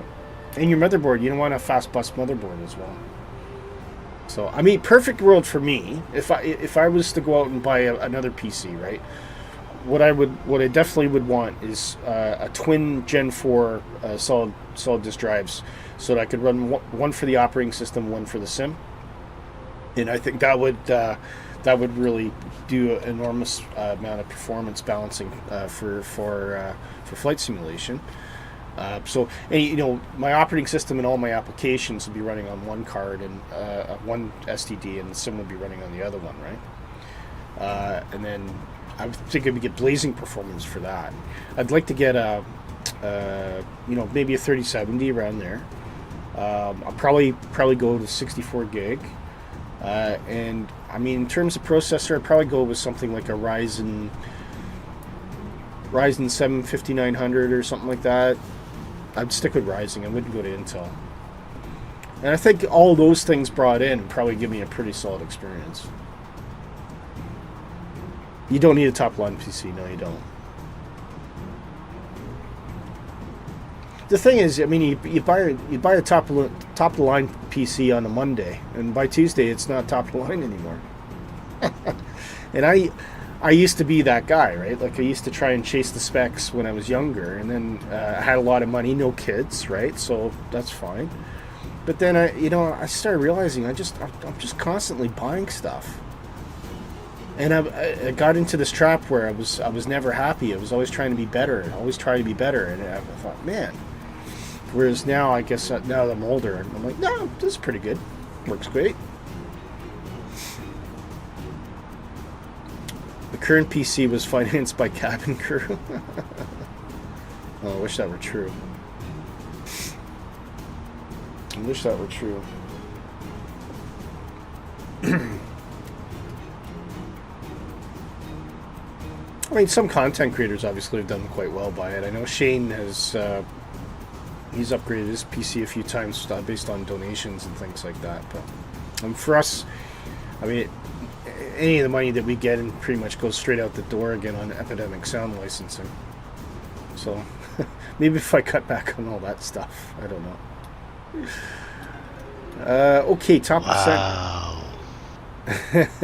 My mom always chasing the best. Yeah. Top percent is now within 40-mile range, so let's do that. We're gonna keep an eye on that now. We want to drop down to what is our intercept? Intercept altitude is 1970 feet. So we'll just call that 2,000.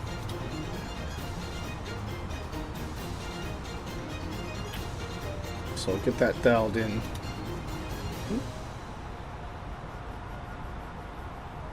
Obviously, VNAV will fly us through the constraints as we go down.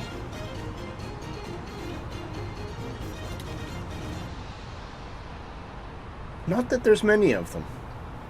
Not that there's many of them. There's a couple. No, there's a couple.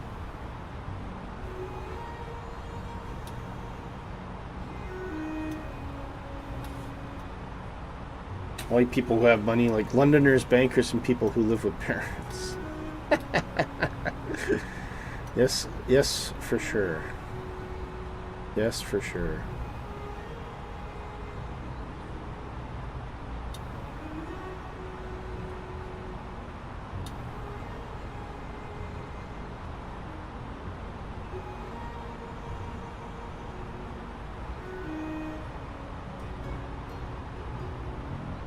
It's interesting how the charts are in feet, though. Actually, one thing I will check, the ILS is 1089, course 179. Yeah, that is dialed in, so that's fine. Slip of 32, yeah. There we go. Looking good. Looking good.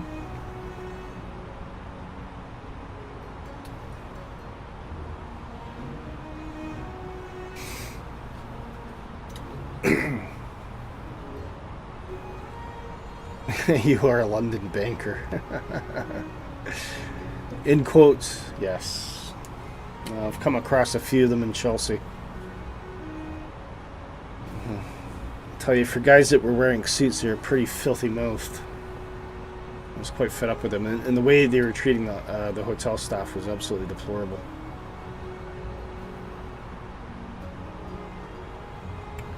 Getting summer job is the way to go for you. Just don't have to ask parents for everything. It's not your first summer that you work. Good. Just waiting to finish your final exams. Yeah. Freedom. Freedom to make some money. Should start a pressure washer activity at my driveway until the Albanian monsters can shut it down.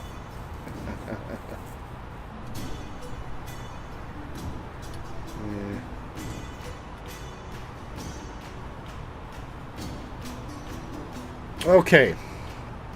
Is there anything else we need to think about right now? I don't think so. The runway that we're landing on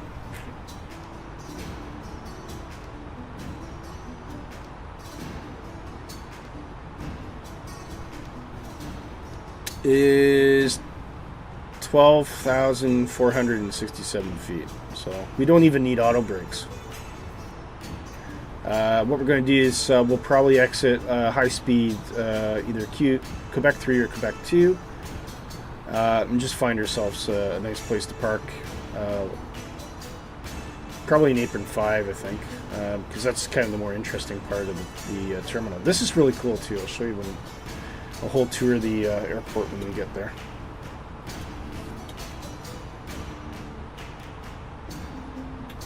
Be right back on for a few minutes. Okay, see you in a minute. Okay, starting our turn. Top of descent is now about 13 miles downrange.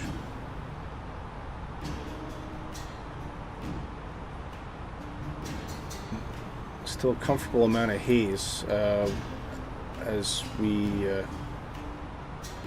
approach Beijing, but I suspect that a lot of that will probably start to disappear as we drop altitude.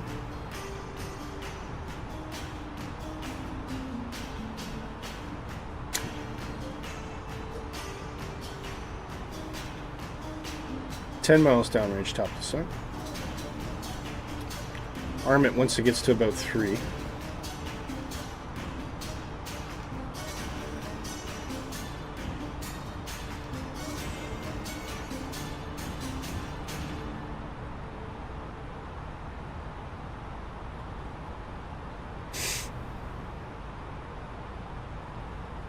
Always better to arm before than after, but found in the fly-by-wire anyway. And then it just makes sure you're not jumping over that profile.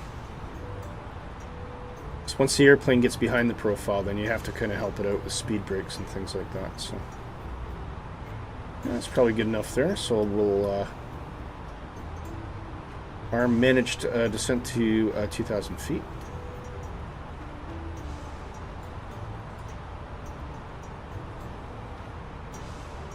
And there's our profile dot there. It's pretty much bang on the money. So we're looking good.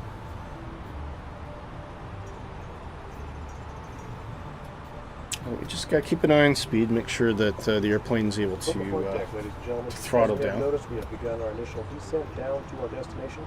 Now would be a good time to wrap up any business you need to take care of as we prepare for our approach. Ramp up the range again. Once you return to your seat, we ask that you remain seated until the aircraft arrives safely at the gate. Flight attendants, please prepare the cabin for arrival.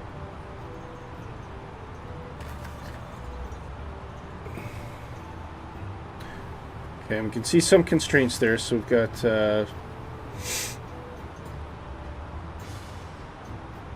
I think the first one will be 4,200 meters, so that works out to about 17,700 feet.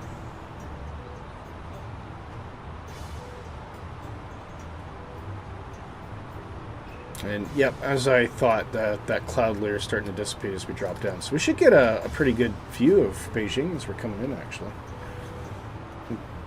Beijing, you will notice it's very arid around Beijing. It's very dry. If it weren't for farmland, I think it'd probably be a lot more kind of desert.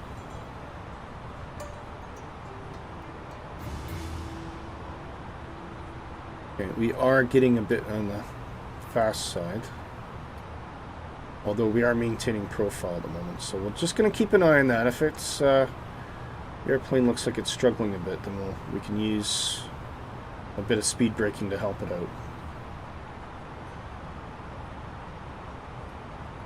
Yeah, I think we're going to put a little bit of speed brakes there.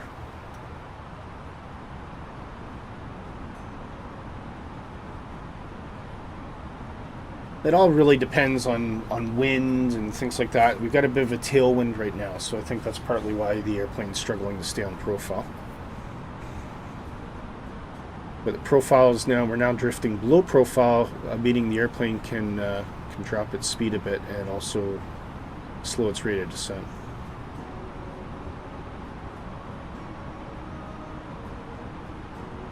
And once we get back to speed target, we'll retract the air brakes and keep an eye on it. And if we got to do it again, then we'll do it again. Okay. Brakes are back in. And of course, once we get down to the denser air, that's going to increase drag as well.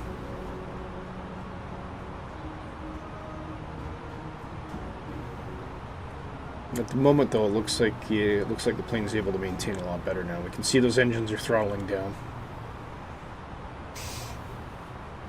Thrust throttle indicated. And now, yep, we're looking good now. We're looking good, but we'll keep an eye on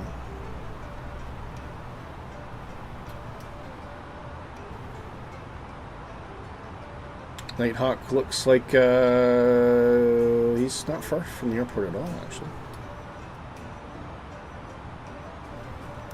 Suspect he's probably around Alpha 548 or 547.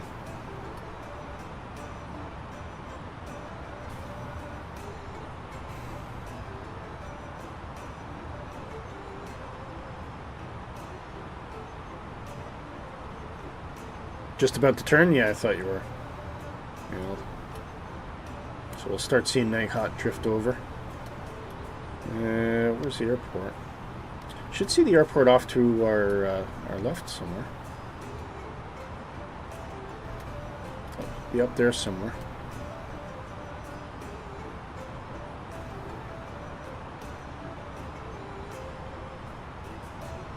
So we approach the capital city of China, Beijing. One of the largest cities in the world. Host of the, what was it, the 2008 Olympics?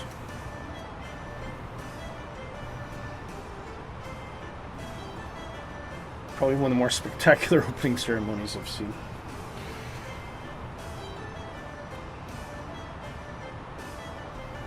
Yeah, I can really see how arid some of the land is down there.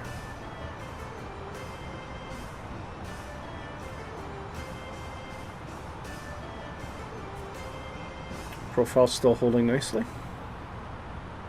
Right, I can see Nighthawk has begun his turn towards the airport.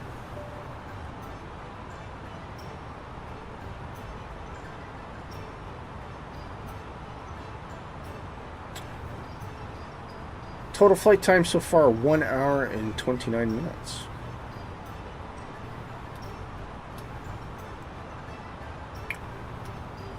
Estimated arrival is 0526 Zulu based on our current time setting. So that's approximately 30 minutes. So we are 30 minutes from touchdown, guys.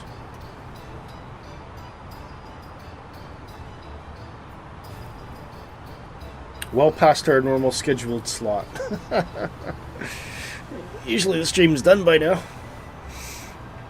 Big thank you to Dark Fury for the flight plan as well.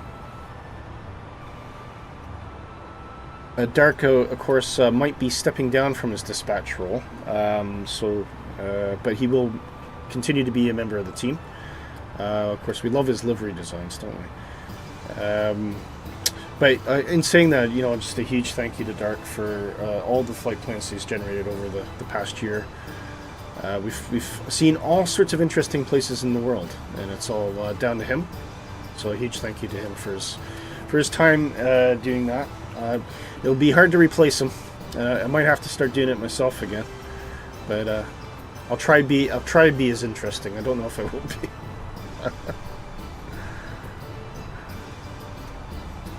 Currently taking a hammer to the sim. Oh dear.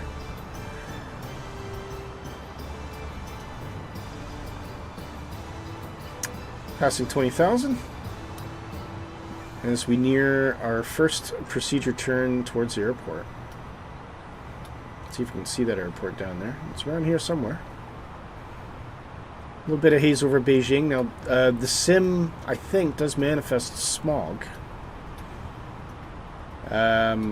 Although there won't be any smog at the moment because it's actually at nighttime, so the weather is true, but not to the time of day, if you know what I mean. Because we wanted to fly towards the day today, in the day today. There you go. Some nice views of the water down there, though. Oh, I can see a fellow simmer with a Chinese call sign. So I can't obviously read that, but I know it's number 6645. So if you are watching the stream, hello. He's flying a 787 as well. A few airplanes on the North Europe server, despite the fact we're so far away from North Europe. Look at that. Isn't that beautiful? Amazing.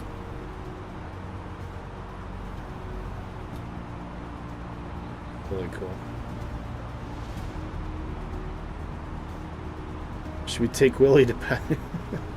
What's that?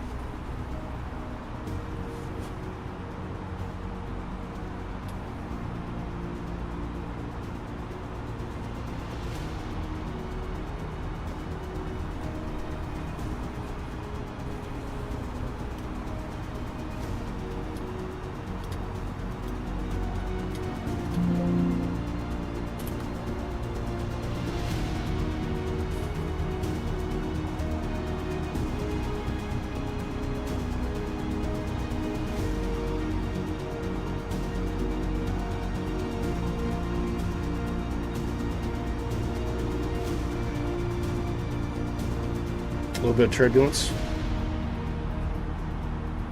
Unalaska Airport. Okay. Is that a challenging airport to land at? Is it? Have we not been there before? I'm sure we had a flight plan that had that.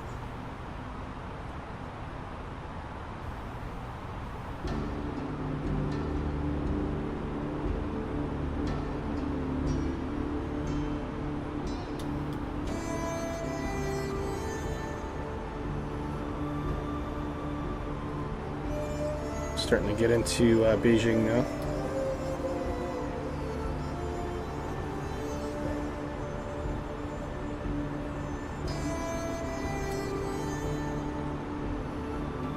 Ooh, some fun stuff going on there. Don't know what's causing that.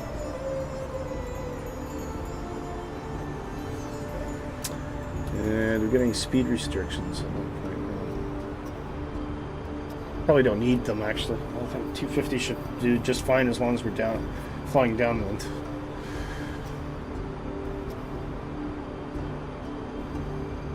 Seatbelt signs can come on though.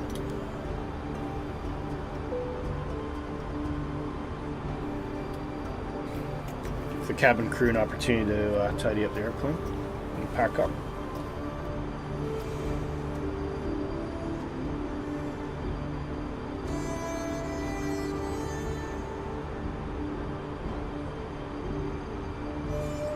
Still get 80 miles from the airport anyway.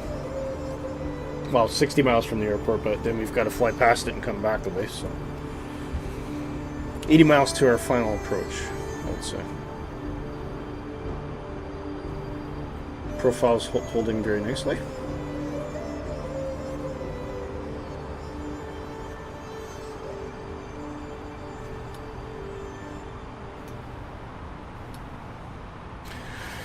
Apart from that, it's just waiting to hit this approach. Not much else. Look at the window.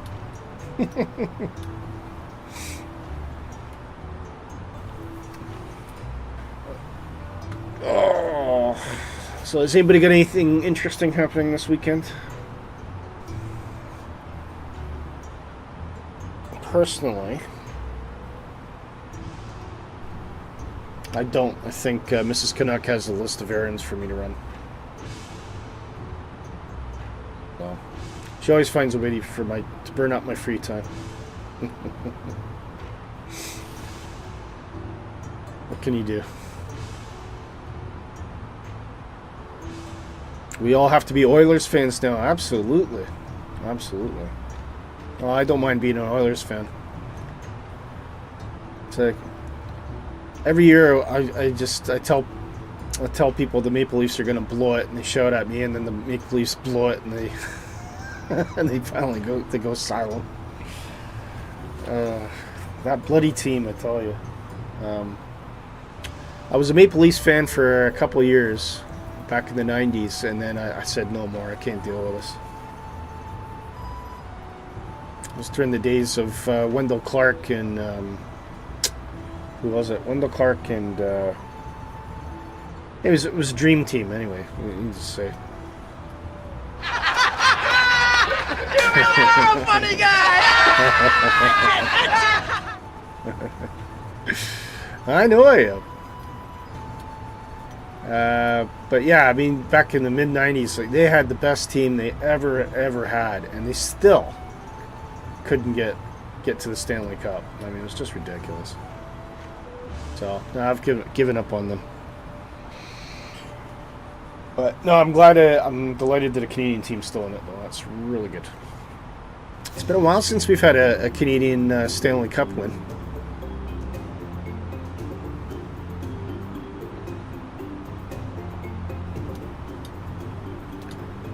Back when the Leafs had a real team but a horrible owner, yeah.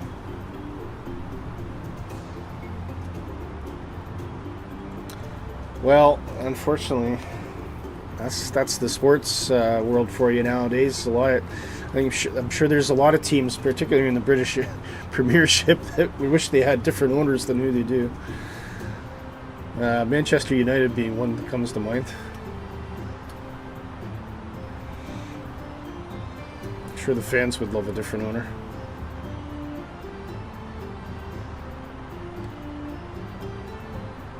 I think the 1995 Montreal was the last Canadian team. Yeah, that's right. I am a bit of a Habs fan as well. I know Montreal is absolutely terrible right now, but they'll come back. I'm sure they'll come back. We'll watch Euro 24. Yeah, for sure.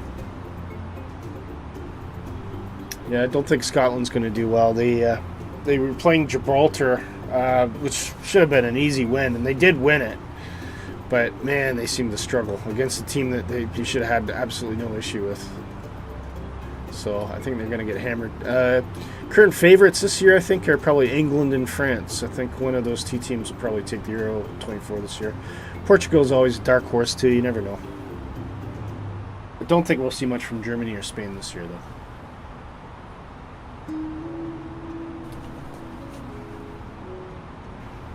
You'd say the same for Man City as well. Well, Man City's got lots of money, though. That's the thing. They can just... That's why they're so dominant. I mean, they just have an unlimited pot for players. But I guess part of the problem is they don't necessarily buy players that are capable of playing as a team. Whereas I think the English national team this year, they probably do have a much tighter team than they've had in the past. So...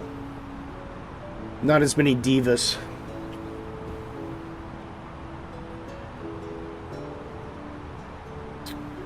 Okay, I'll just give flight crew a bit of warning that we're getting close now.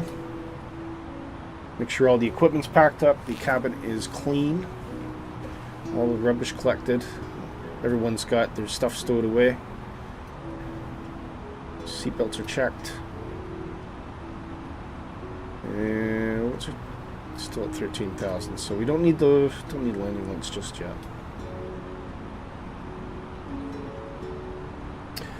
once we do hit the 10,000 threshold, I'll get the speed brakes on temporarily just to get down to 250 knots as quickly as possible so we can stay on profile. And there you can really, that's where you can really see how it's almost like Africa, isn't it, in a way? It's very arid, very arid. A lot of people don't realize that about Beijing, but it is surrounded by a lot of arid land. Imagine you get pretty nice beaches on the coastline around here. You can see some mountains in the distance too, so the Great Wall of China's up there somewhere. I don't know if it's rendered particularly well in the sim. I think it must be, is it? Has there been a China World Update? I can't recall if there has been or not.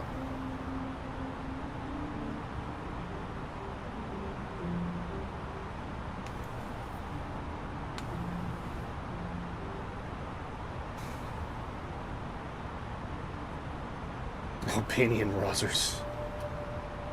You're obsessed with Albanian Rosers today. Okay. Right, we need to 1002. So take that down.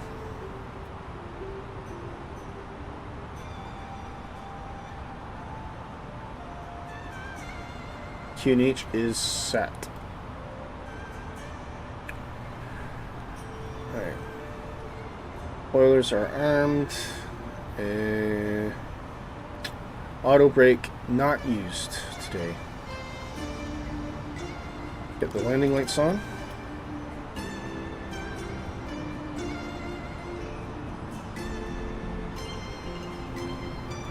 .250 knot constraint will be kicking in shortly. As we move through, there is a 210 knot constraint at Alpha 521. So that is before the corner. So we'll probably kick that 210 in around Alpha 522 if it hasn't done it so already.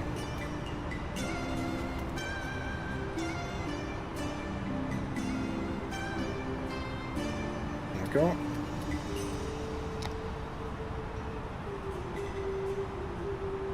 Get our speed down quick, just so we can, because you can see that profile's dropping below us. So we want to get the plane slowed down to 250 quickly.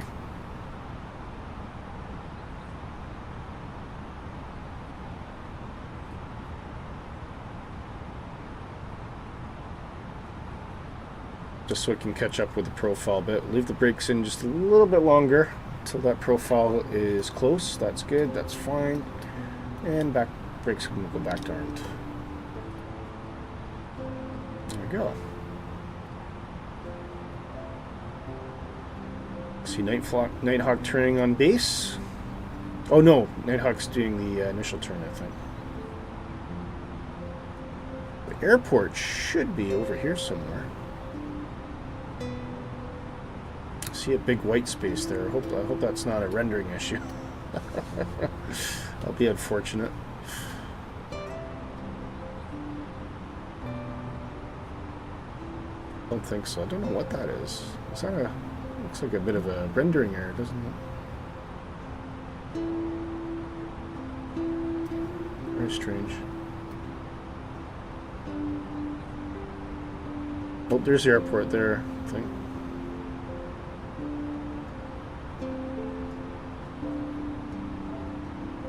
Probably the best world update, Japanese one.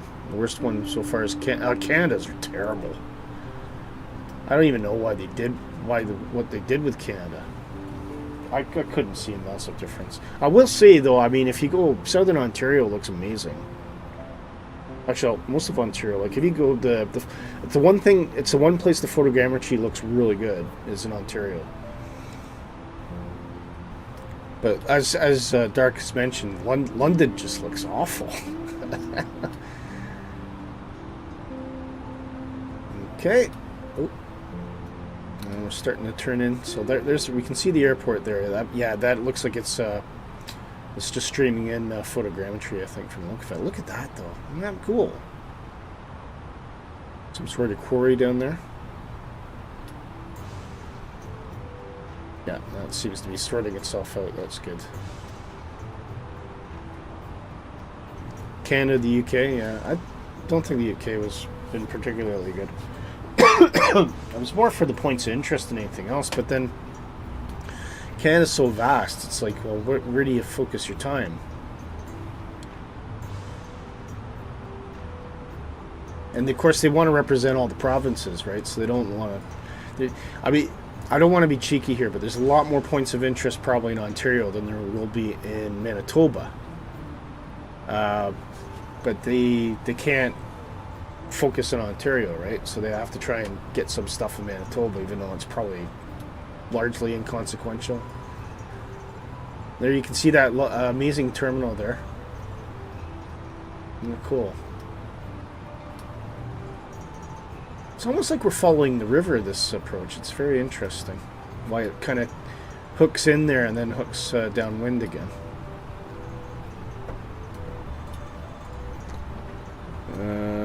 There's a huge golf course along the river, is there? I might be over it by now. Yeah, pretty cool.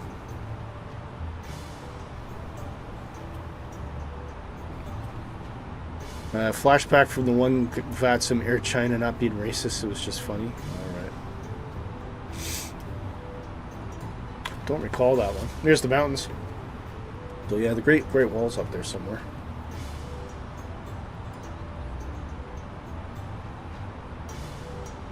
Actually, this approach should be pretty cool. Looks like it'll take us right to the base of the mountains almost. But there you can really start to see some of the buildings. And again, yeah, you know, it's another big airport. How many terminals can we see, I wonder? Well, that looks like 1, 2.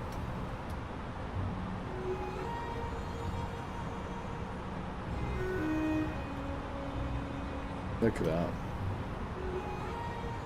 Cool, eh? Beautiful scenery coming in today, isn't it? This is probably the best approach we could have got, because it's taking us right towards the mountains. We're really getting a good look at them now. Right over the heart of Beijing as well. Okay, 210 knots, please. And we'll get one stage of flaps out just to give us some extra drag.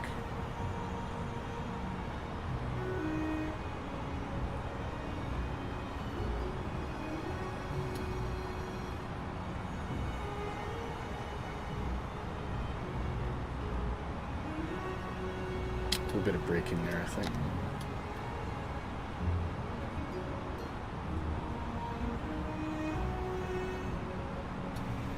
There's Nighthawk turning base.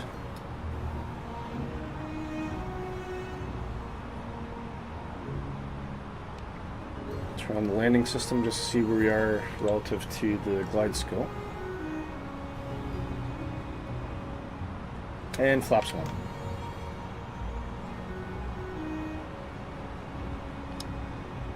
Put those spoilers back to armed.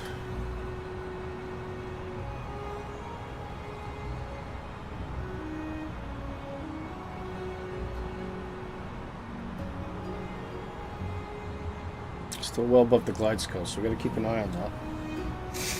Now we have, I did change a setting in there, so I did set 3500 for Alpha 520, so I'm hoping that that's going to get us nice and tidy under the glide scope before we get to the approach path there. I think you've flown into Kai Tak, right? Yeah, yes I did, but I think we did that in general aviation airplane. Scenery from Flight Sim to that on the one is absolutely amazing. It is, yeah. Yeah, it's good. Yeah.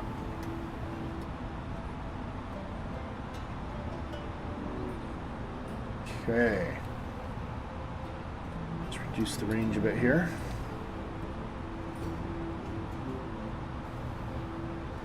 You can see our 3500 constraint that I put in is right there, so that's fine.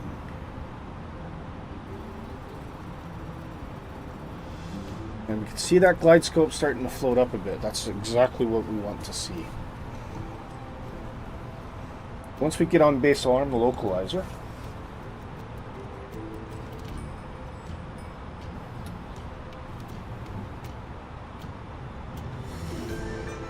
And actually, at this point, I think I'm going to drop it to about 180.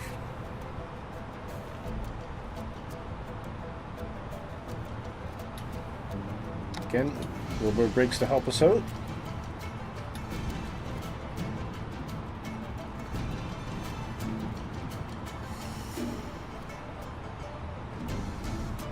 And we'll go flaps 2. Extra drag in the plane.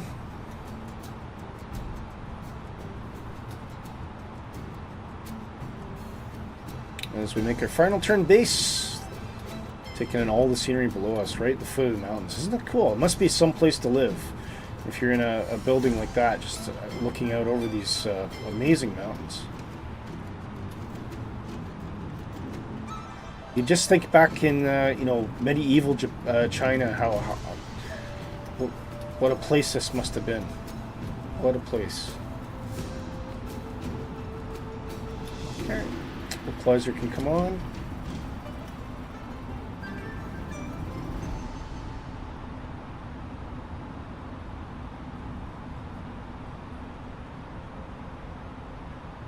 There's Nighthawk over there. You can see the runway lights now.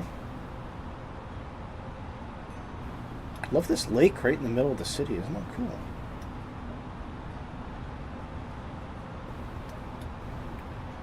Approaching our last constraint 3500. This is the platform that we'll take to intercept that glide path, as mentioned. 180 is a good speed at the moment. We're 16 nautical miles from the airport, so we'll hold that speed for the time being. Once we get to about 8 nautical miles, we can start slowing down a bit. Okay, localizer star.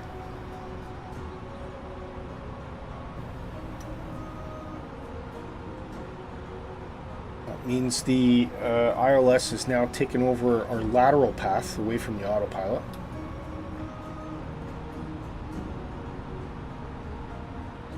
Or away from the LNAV anyway.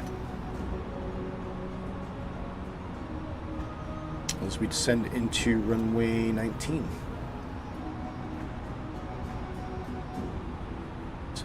Really great views of Beijing now. Look at that. Bet you didn't expect this, eh?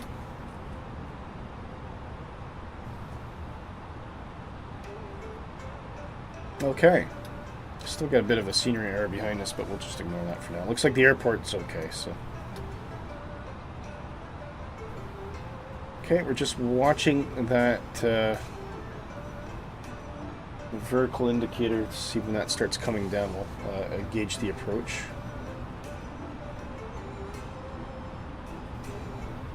It's now flying through our constraints, keeping us underneath the glide scope.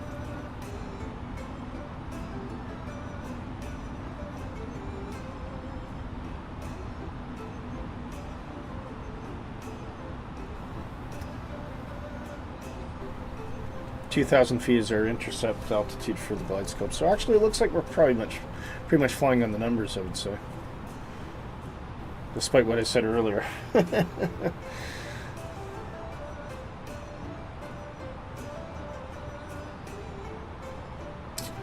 12 nautical miles away. Right, final checks. 2,500. Speed brakes are armed. Auto brakes selected to off for today. We've got 12,000 feet to play with, so we don't need them. Runway turn-off lights can come on. Cabin crew can just be aware that we are on final approach. Approaching 2,000 feet, that is a platform altitude for approach into runway 19. I'll arm the approach. Oh, not expedite. Approach.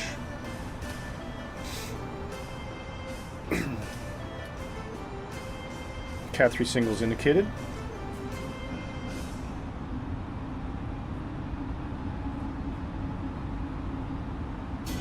$10 miles. Sorry, 9 miles. Okay. Gear can come down now. Flaps 3.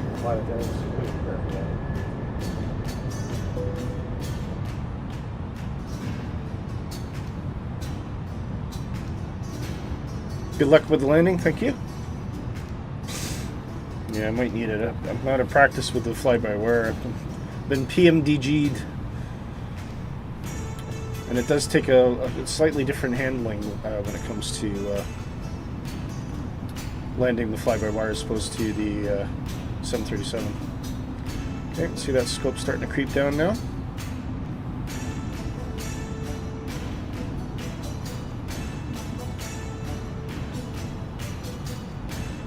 Flaps 4. We're now fully configured for landing.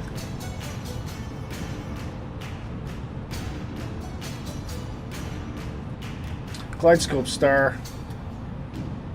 Second autopilot armed. Cat 3 dual indicator. Will you fly the 777 when it comes out? Absolutely. Yeah. Yeah. Yeah, we'll definitely be looking at that one. For sure. For sure, for sure. Although, I'm more excited about the Bluebird 757, if I'm being honest.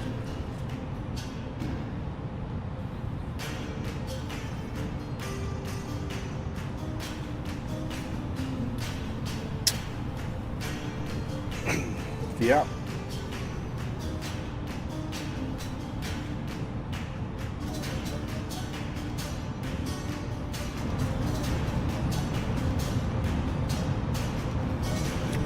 No, I'm not using auto brakes on purpose, Lenny. Runway's 12,000 feet long.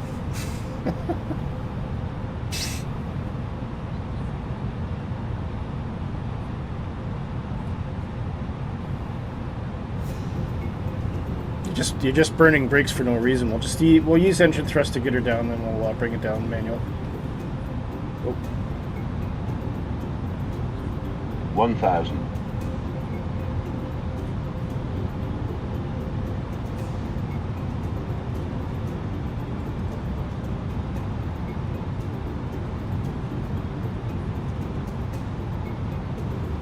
I'll pull it off my controls.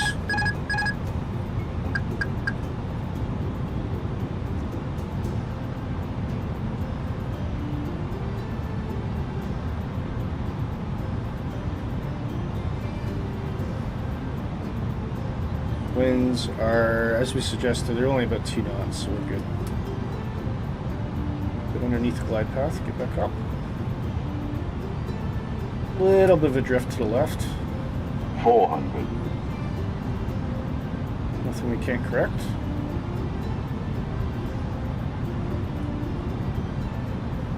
There we go. You can see the Vassies now, we're still a little bit low. And there we go, on profile. Aiming for the threshold now. Ignoring everything, we're just thinking about where we want the airplane to be.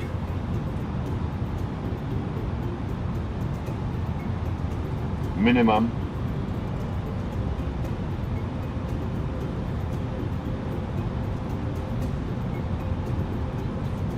$50, 40, 30, 20, 10, 5.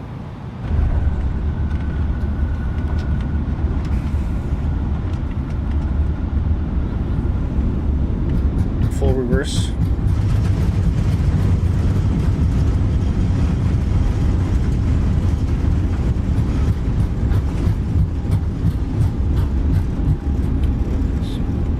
Braking. Don't know what happened there. Yep.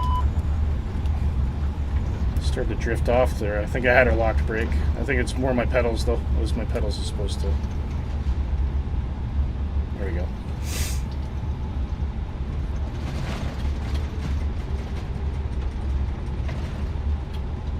Okay, there's a terminal we want to be at, so that's fine. We can pick anywhere we want really, but I think I'll go down to the end. Okay, we have vacated. We can retract the flaps. APU can come on here.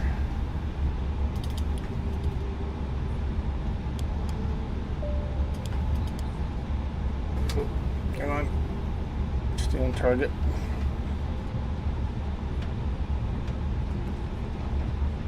There's Nighthawk. We'll just follow Nighthawk down so we can park up together. start.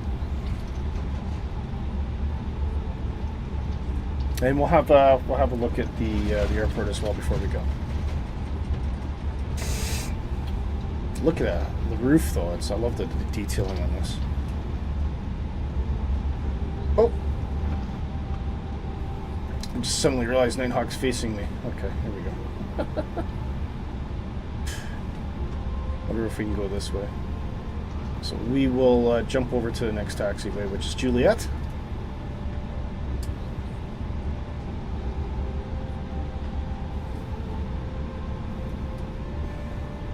Not going to cut me off again, Nighthawk, are you?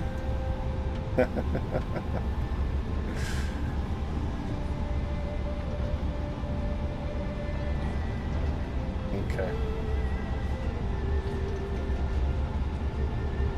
So we'll just hold position, wait for Nighthawk to pass us here.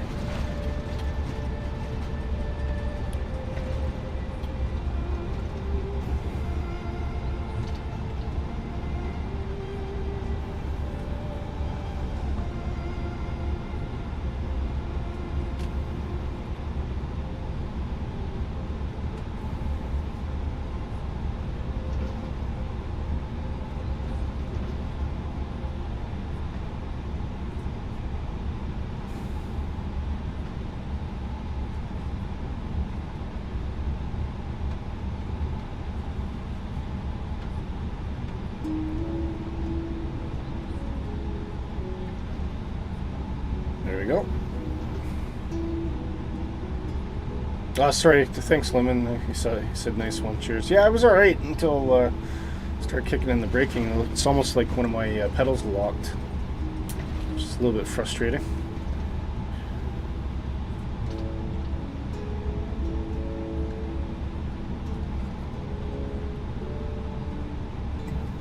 I'm just out of practice with the fly-by-wire partly, I think. There we go.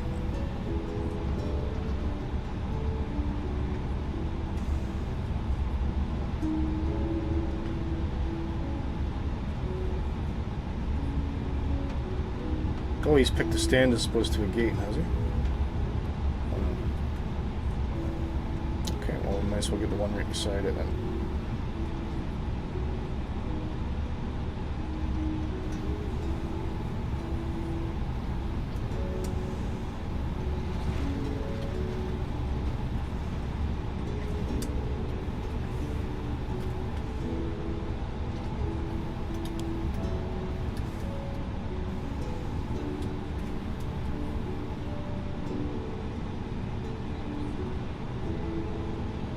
Come on.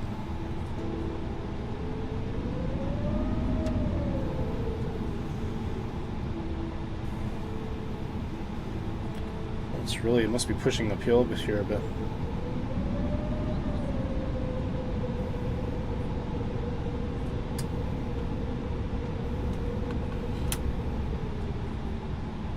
There we go. That's not quite as smooth as I would like to have it, but never mind. Okay, kill the engines.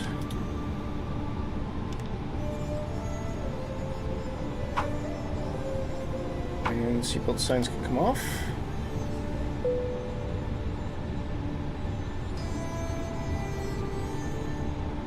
And we'll call the jet bridge.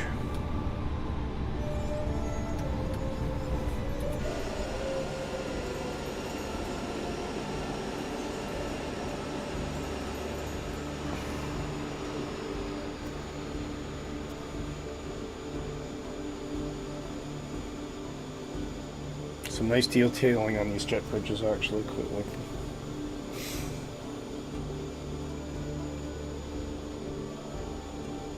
them. Well, this is the best. Looks like the flap's gone inside the airplane, but that's okay. That's okay. We can cope with that. We can cope with that. And the start deboarding.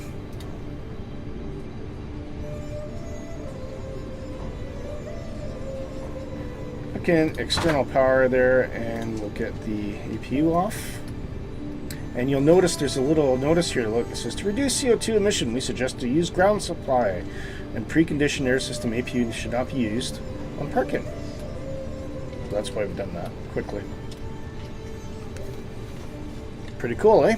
Anyway, so there we go. Let's we'll do a quick roundabout too as well, so you can see what we're,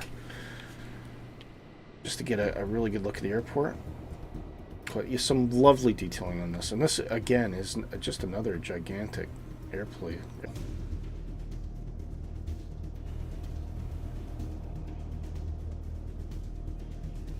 Oh.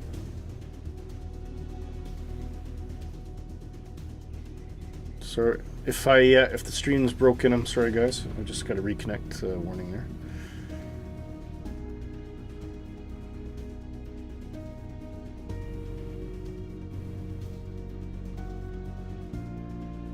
We'll go to nighttime.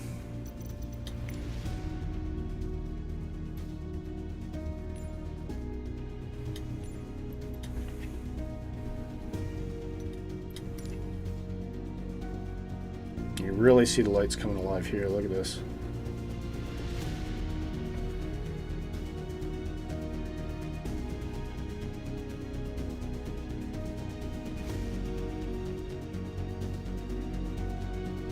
Absolutely phenomenal detail here.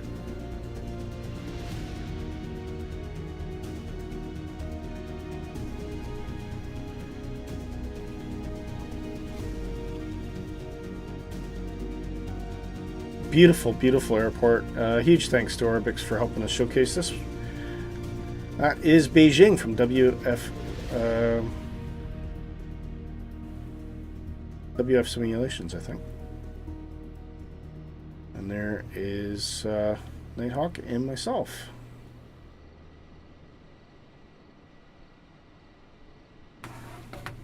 Very cool. Hope you enjoyed the stream today. Thank you very much to everybody who came along. Always great to see you. Remember, there's no stream next week, but we will return on June the 22nd. So no stream next week, as I'll be doing engagement with another event. But we will be returning June 22nd, and we'll see you right here. Can you show the new livery pick? Oh, yes, I can. Ooh. One final surprise from Dark. Where am I looking for that? Positive rate screenshots. Just waiting for that to load. 2 secs.